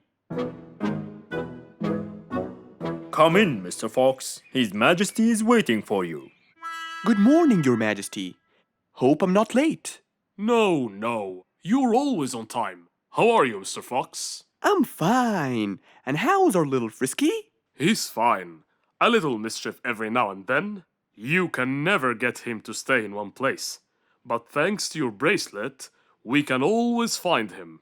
Saved us a lot of trouble. It's my pleasure. So tell me about this urgent matter. As you know, our jungle's population has been increasing lately. Indeed, our population has increased. Yes, but it's getting harder to summon them all to the meeting every time.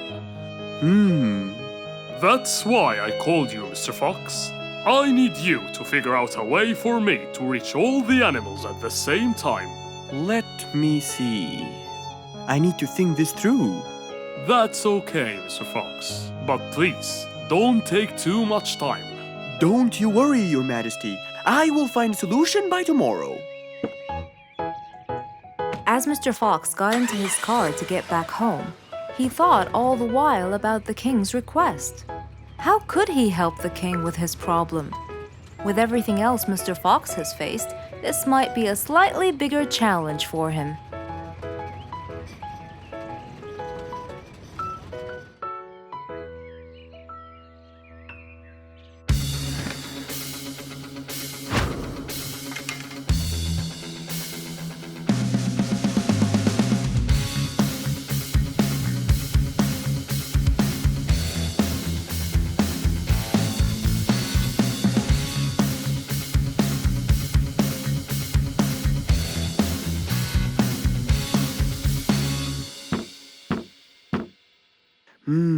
This is more challenging than I thought. Maybe a short break will help. Mr. Fox went back to his house and sat on his sofa. Since he can't think anymore about the king's request, he thought it would be great just to relax and watch his favorite TV show. Everything was peaceful and quiet. But then suddenly, I got it! Mr. Fox rushed back to his workshop. He quickly designed a new device. He carried the new device to his car, and off he went to King Rorik's place.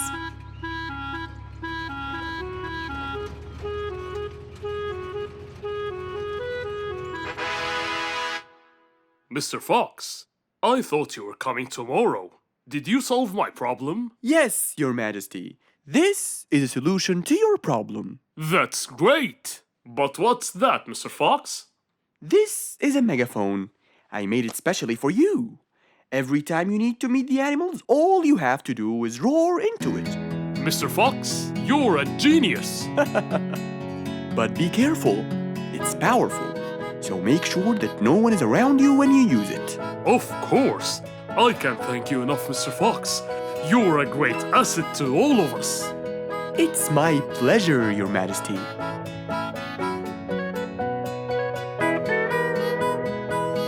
Goodbye, Mr. Fox. Mr. Fox got into his car and waved goodbye to the king. He was feeling happy and pleased.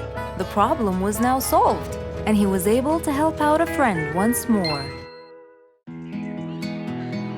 An autumn windy day. It was Jumbo's birthday. He was dancing and playing with his friends, hoping this day would never end.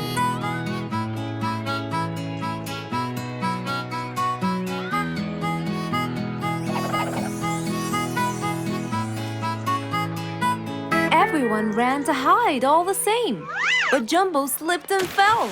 And that was the end of the game. All the animals heard the fall, but Mommy Jumbo ran before them all. Jumbo!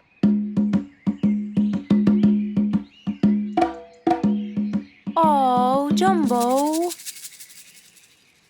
Combo, you have to take him to Mr. Fox immediately. So, without further delay, off to Mr. Fox's house they hurried away.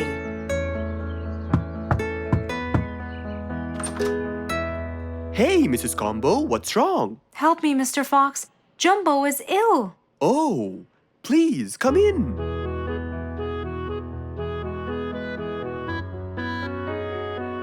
You look cold, Jumbo. I'll get you something hot to drink. Thank you, Mr. Fox.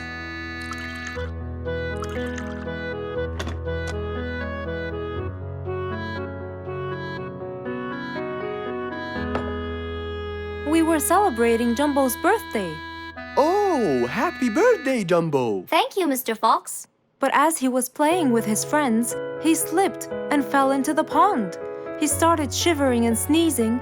I feared he might be sick, so I thought I should bring him to you, just in case. Well, why don't you lie down, Jumbo, and let's take your temperature.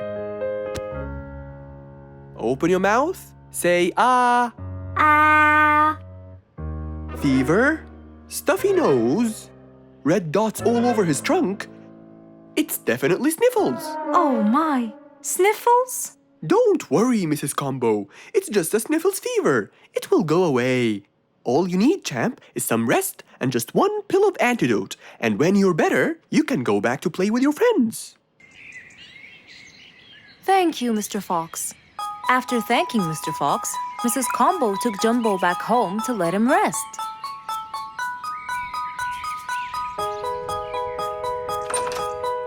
All right, Jumbo. Now all you need to do is follow Mr. Fox's advice and keep Mr. Thermometer under Under my tongue? To find out if I'm all better so I can go outside and play with my friends? But first, you gotta Keep my thermometer in my mouth? right, son. You can count on me. Now, you'll stay put and oh, sorry. Call me when it beeps.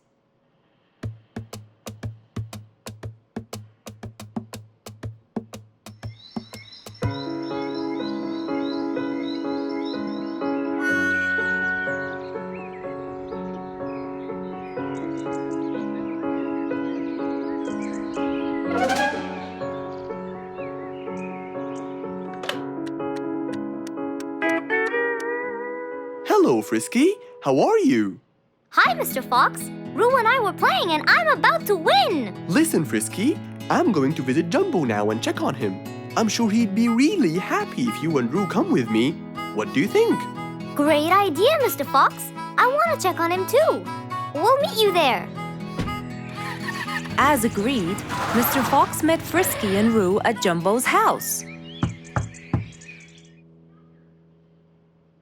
I'm coming.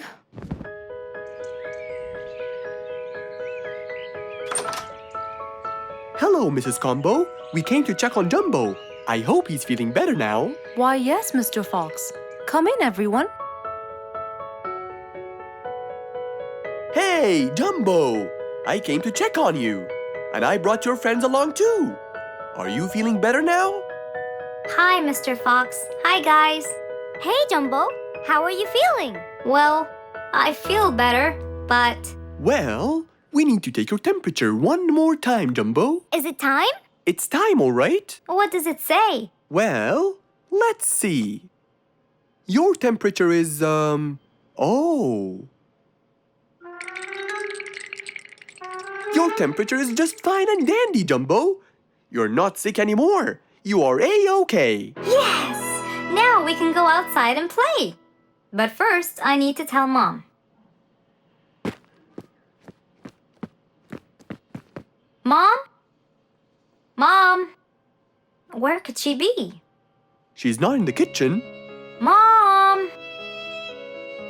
She's not in the living room. I wonder where she is. I'm here, in the bedroom. Mom, are you okay? I think I might have caught a case of sniffles too. Don't worry, dear. I'll be fine. Now, why don't you go out and play hopscotch with your friends? I'll join you when I get better. But Mom, I won't be happy if I go to play and leave you here all by yourself. I'll be only thinking of you. So, what do you think you should do, little Jumbo? I have to sit here and take care of you, Mommy. You always take care of me when I get sick. I'll take care of you and never leave you alone. Oh, I love you more than anything in the whole wide world, Jumbo. Now it's time to take your temperature. Right, Mr. Fox? You're absolutely right, Jumbo. So rather than go out to play, by his mother's side, he decided to stay.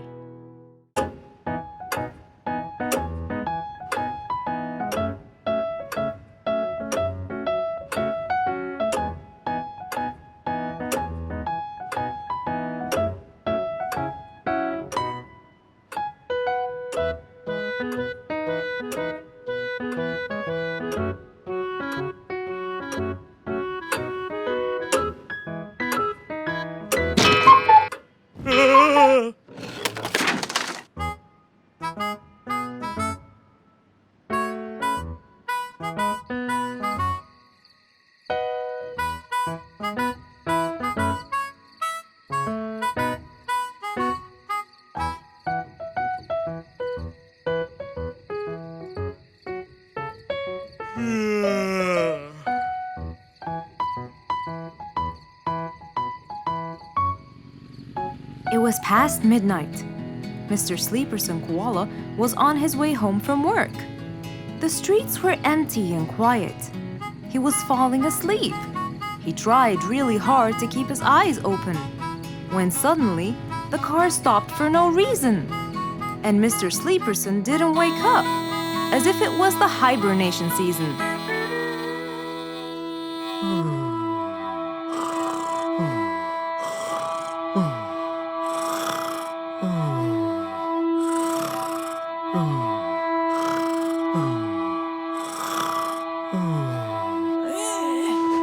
What is that? Mr. Sleeperson fell asleep on his driving wheel. The horn was too noisy for Mr. Fox to bear. He tried to block the sound out, but it was no use. He pulled his cap over his head, put earmuffs, but it was all in vain. He couldn't bear that horrible sound any longer. What a horrible sound! Who could it be this late at night? Oh no! Mr. Sleeperson! It's you again! What brought him here this time of night? And he slept on the driving wheel. Excuse me. Mr. Sleeperson! Hello? Hello?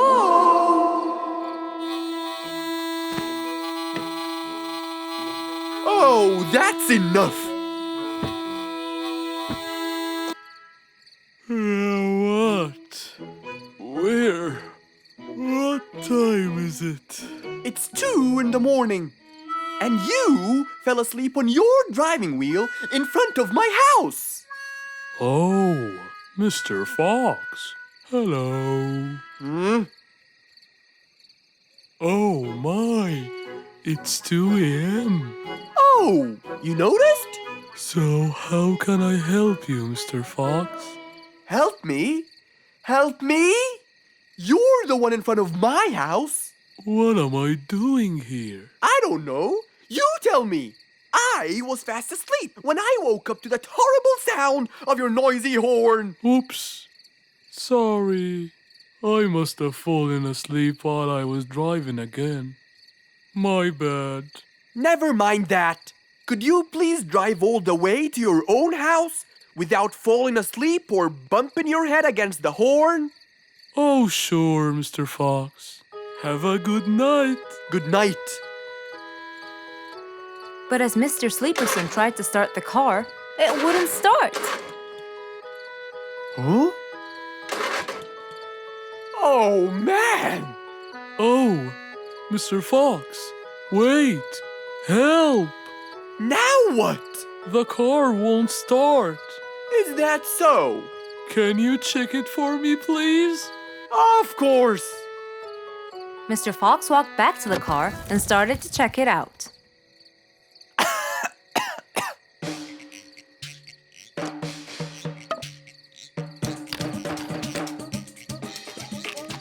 Everything seemed fine.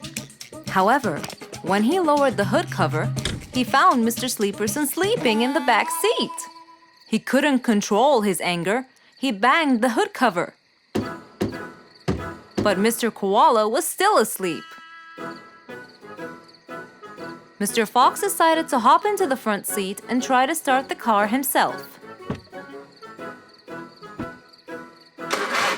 Huh? Mr. Sleeperson! Your car is out of fuel! Who?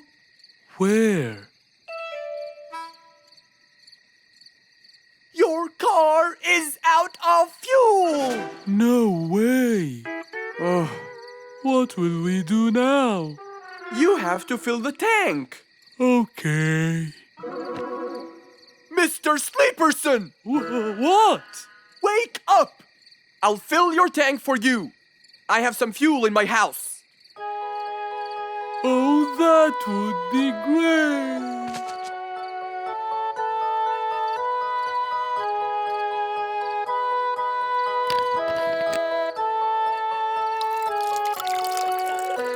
Mr. Sleeperson, it's all done. You can go home now.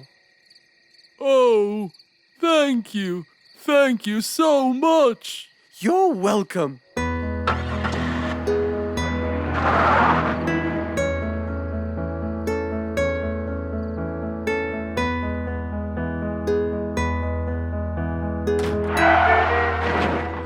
Oh, not again! Mr. Fox was known for his kindness in helping others. Everyone went to him for advice, even Woody, the jungle carpenter. After being assigned the task of building a really big ship, he went to Mr. Fox, seeking his wisdom. Mr. Fox listened carefully to what Woody had to say, and in turn, promised to help him.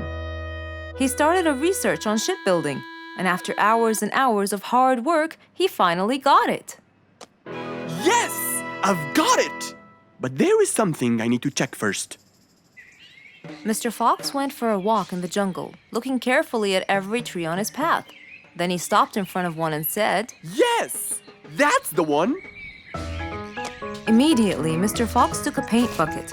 He wanted to mark the tree, so he wouldn't forget which one it was.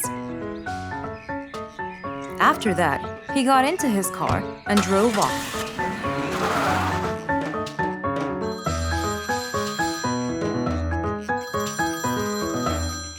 When he got home, he called Woody to tell him that he had found the perfect solution to his problem.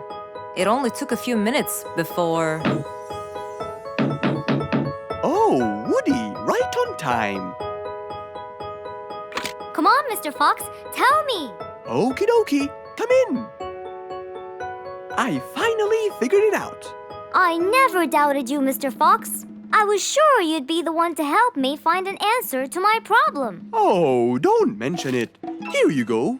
These are blueprints. They're guidelines that will help you learn how to build the ship easily. Woody started reading the blueprints thoroughly. He knew most of what was written in it, so he looked up and said, It's a lot easier than I thought. Thank you so much, Mr. Fox. Oh, but Mr. Fox, what about the materials that I'll need to build it? Here's a list of all the materials you'll need. And what about the kind of wood I should use, Mr. Fox? I did extensive reading, and I found out that our ancestors were famous for using teak in the process of building ships, as it's really stiff, strong, and it can also be shaped to have wide planks, which would help the ship to withstand the waves of the sea. But I know you don't know what teak is. Not everyone does. But come along. I think it would be better to show you the tree I found earlier in the jungle.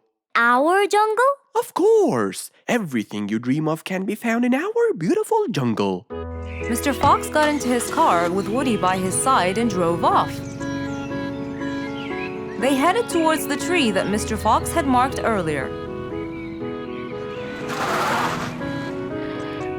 Here's the tree. Huh? I have loads of that wood in my store, but I never knew that I could use it to build ships. I didn't know about teak either. But with a little bit of research, everything is open to you, my friend. Mr. Fox, I can't thank you enough. I'm really happy right now. I'll never forget what you've done for me. It's my pleasure, Woody.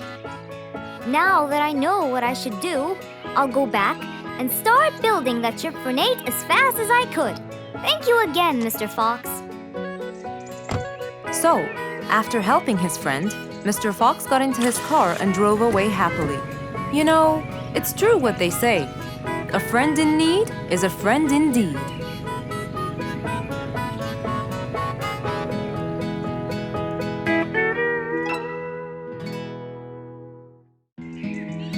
One day, the whole jungle decided to celebrate their new king, Rorik the lion.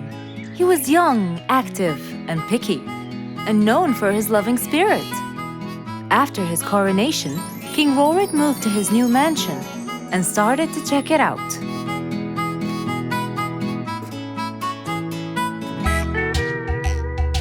Great, and that's my throne, right? Exactly, Your Honor. Well, I'd better check it out. Yes, please do.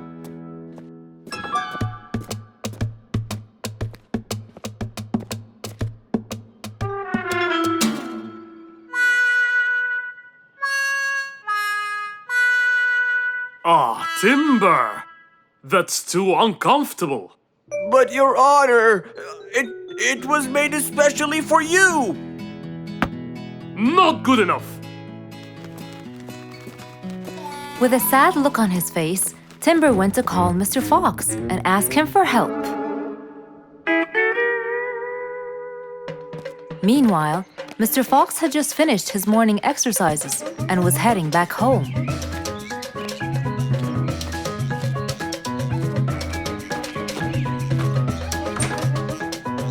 After a cold shower, he changed his clothes and had some tea.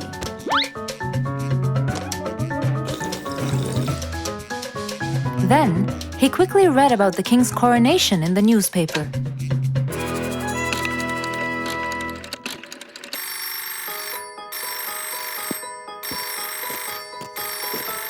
Hello.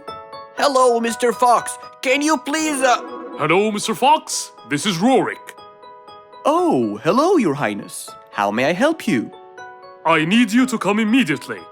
There's a huge problem, and I'm pretty sure that you're the only one who can help. I'll be right there.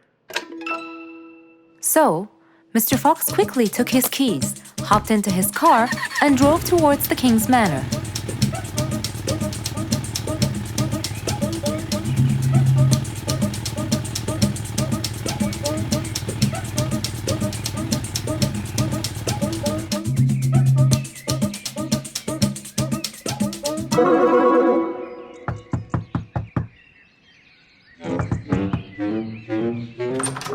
hello, Mr. Fox? One moment, please. Your Majesty, Mr. Fox has just arrived outside requesting an audience. Of course. Let him in. Come in, Mr. Fox. His Majesty is waiting for you. Good morning, Your Highness. What seems to be the problem? Oh, Mr. Fox. Good, you came quickly. Always at your service.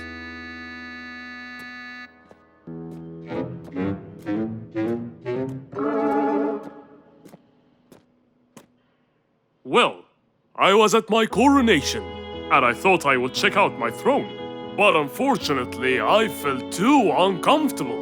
Can you believe that I'm gonna rule the jungle on an uncomfortable throne? But I hear it was carved out of the best kind of stone. but it still hurts my back. Oh my! Anyway, I've decided to design my own throne. What a great idea! But I need your help to make it as soon as possible. It will be my pleasure, Your Highness.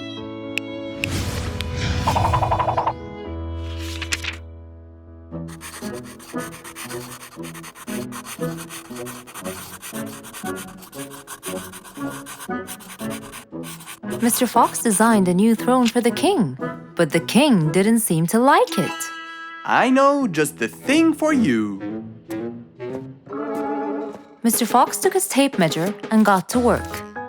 He took measurements and made estimations. This wasn't going to be easy, but Mr. Fox was gonna give it a try anyway. He hopped into his car and took off for the jungle store.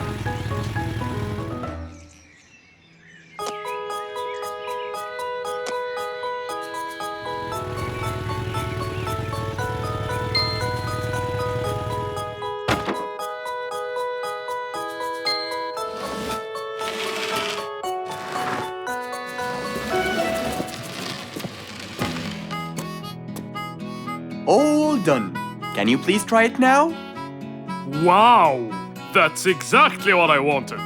Glad you liked it, Your Highness.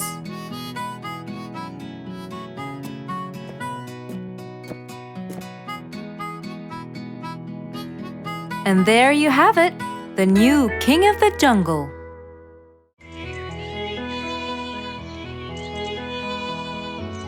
It was a very fine day. In the beautiful month of May, Mr. Fox decided to go for a walk. So, without further delay, he was on his way.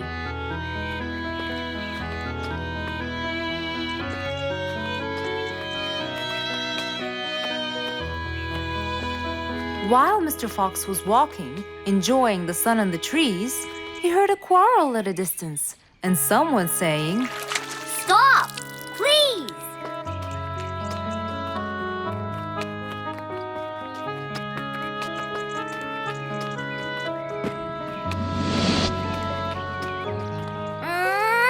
What?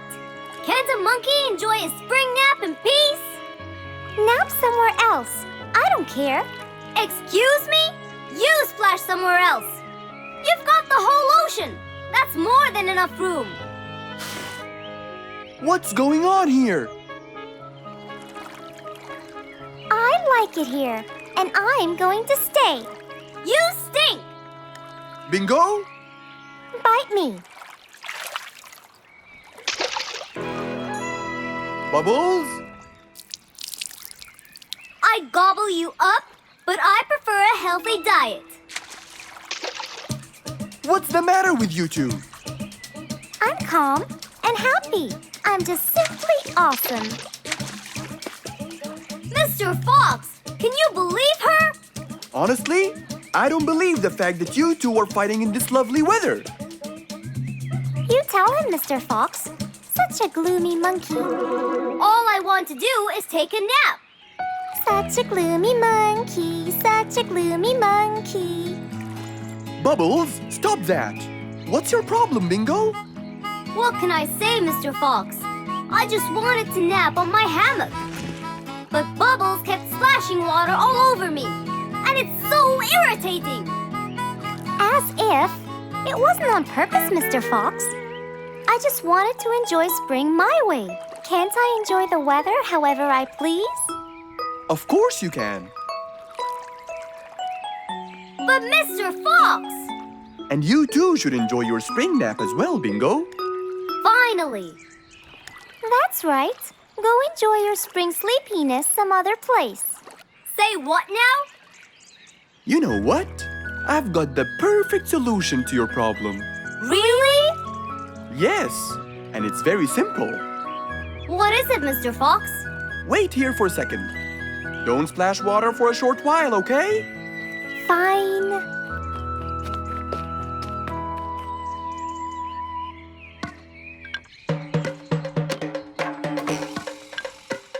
The hammock was very close to the lake. That's why Bingo got water all over him every time Bubbles splashed. But Mr. Fox wasn't gonna let them fight. He had the perfect solution for both their plights. What are you doing, Mr. Fox? Wait and see for yourself.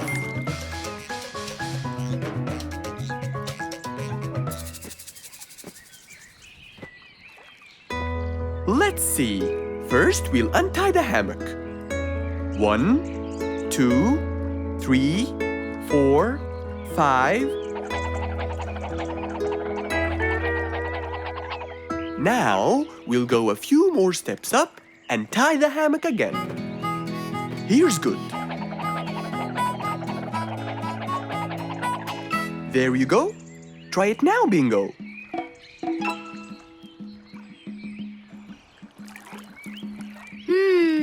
Very comfortable, Mr. Fox. I love it. And the air up here makes me sleepier. Bubbles, give me your biggest splash. Whoa! Ha ha ha ha ha. Whoops. Sorry, Mr. Fox. Don't worry about it. I feel fresh. Mr. Fox's work was done. First there was trouble, now there was none. For there was indeed no better deed than rushing to help a friend in need.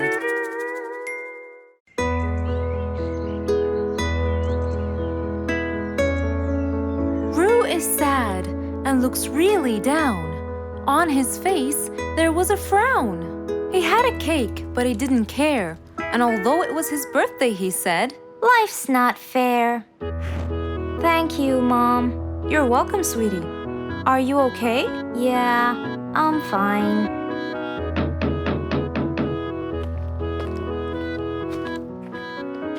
"Oh, look who's here." It was Roo's best friends, Poppy and Fluffs. Hey there! Happy birthday! Wow, neat birthday cake. Yeah, just a normal birthday cake, traditional birthday hat, and the same old wishes over and over again. Roo, are you okay?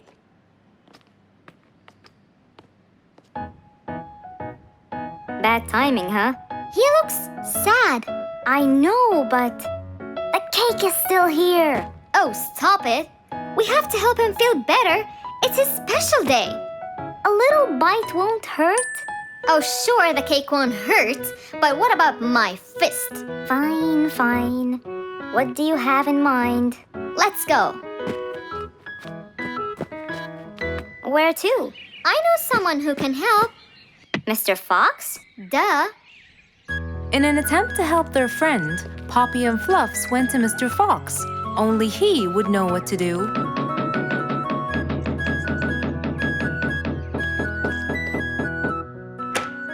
Hey, Carrots. Do you have any lemonade, Mr. Fox? I stopped apologizing for his behavior long ago. You know, Fluffs, he's just Fluffs. It's okay. Come in. Are you sure it's all right? Positive. It's always the right time. It's Roo's birthday, and he's pouting.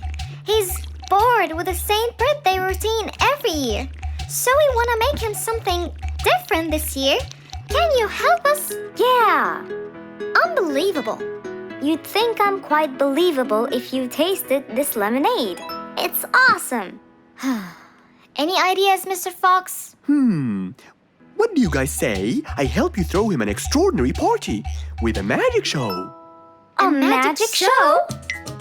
But who's gonna perform the magic tricks? You guys will. I'll teach you. This is the best idea ever. I agree. We'll also bake him a cake.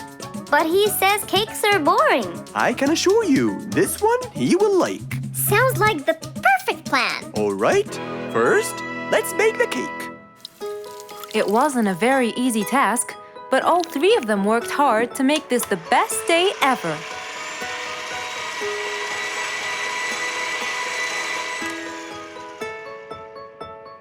This is the coolest birthday cake ever! Now for the magic tricks. We need a bottle of water left in the freezer for around 2 hours and a plate full of ice. We'll also need some food coloring and soda. I'll get the color blue. I'll get the green and the yellow. And I think I'll get the red. We are all set now, I think. Not yet. What else do we need? Invisible ink. Huh? Fluffs and I will pour it over everything, including ourselves. And you, Pops, will give Roo this magic glitter. When he sprinkles it, everything will become visible. Cool. Let's go.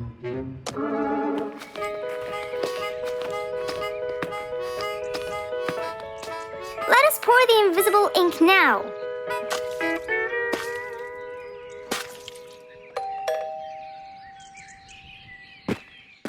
Hey, Roo. Hey, What are you doing? just sitting here, bored. Well, not for long. Yeah, right. Well, think again. What's this? You have to sprinkle it around to find out. Where? First, on the table. Wow! How did you do that? It's a donut cake! Now try sprinkling all around. This is impossible! It's the coolest thing ever! It's not over yet.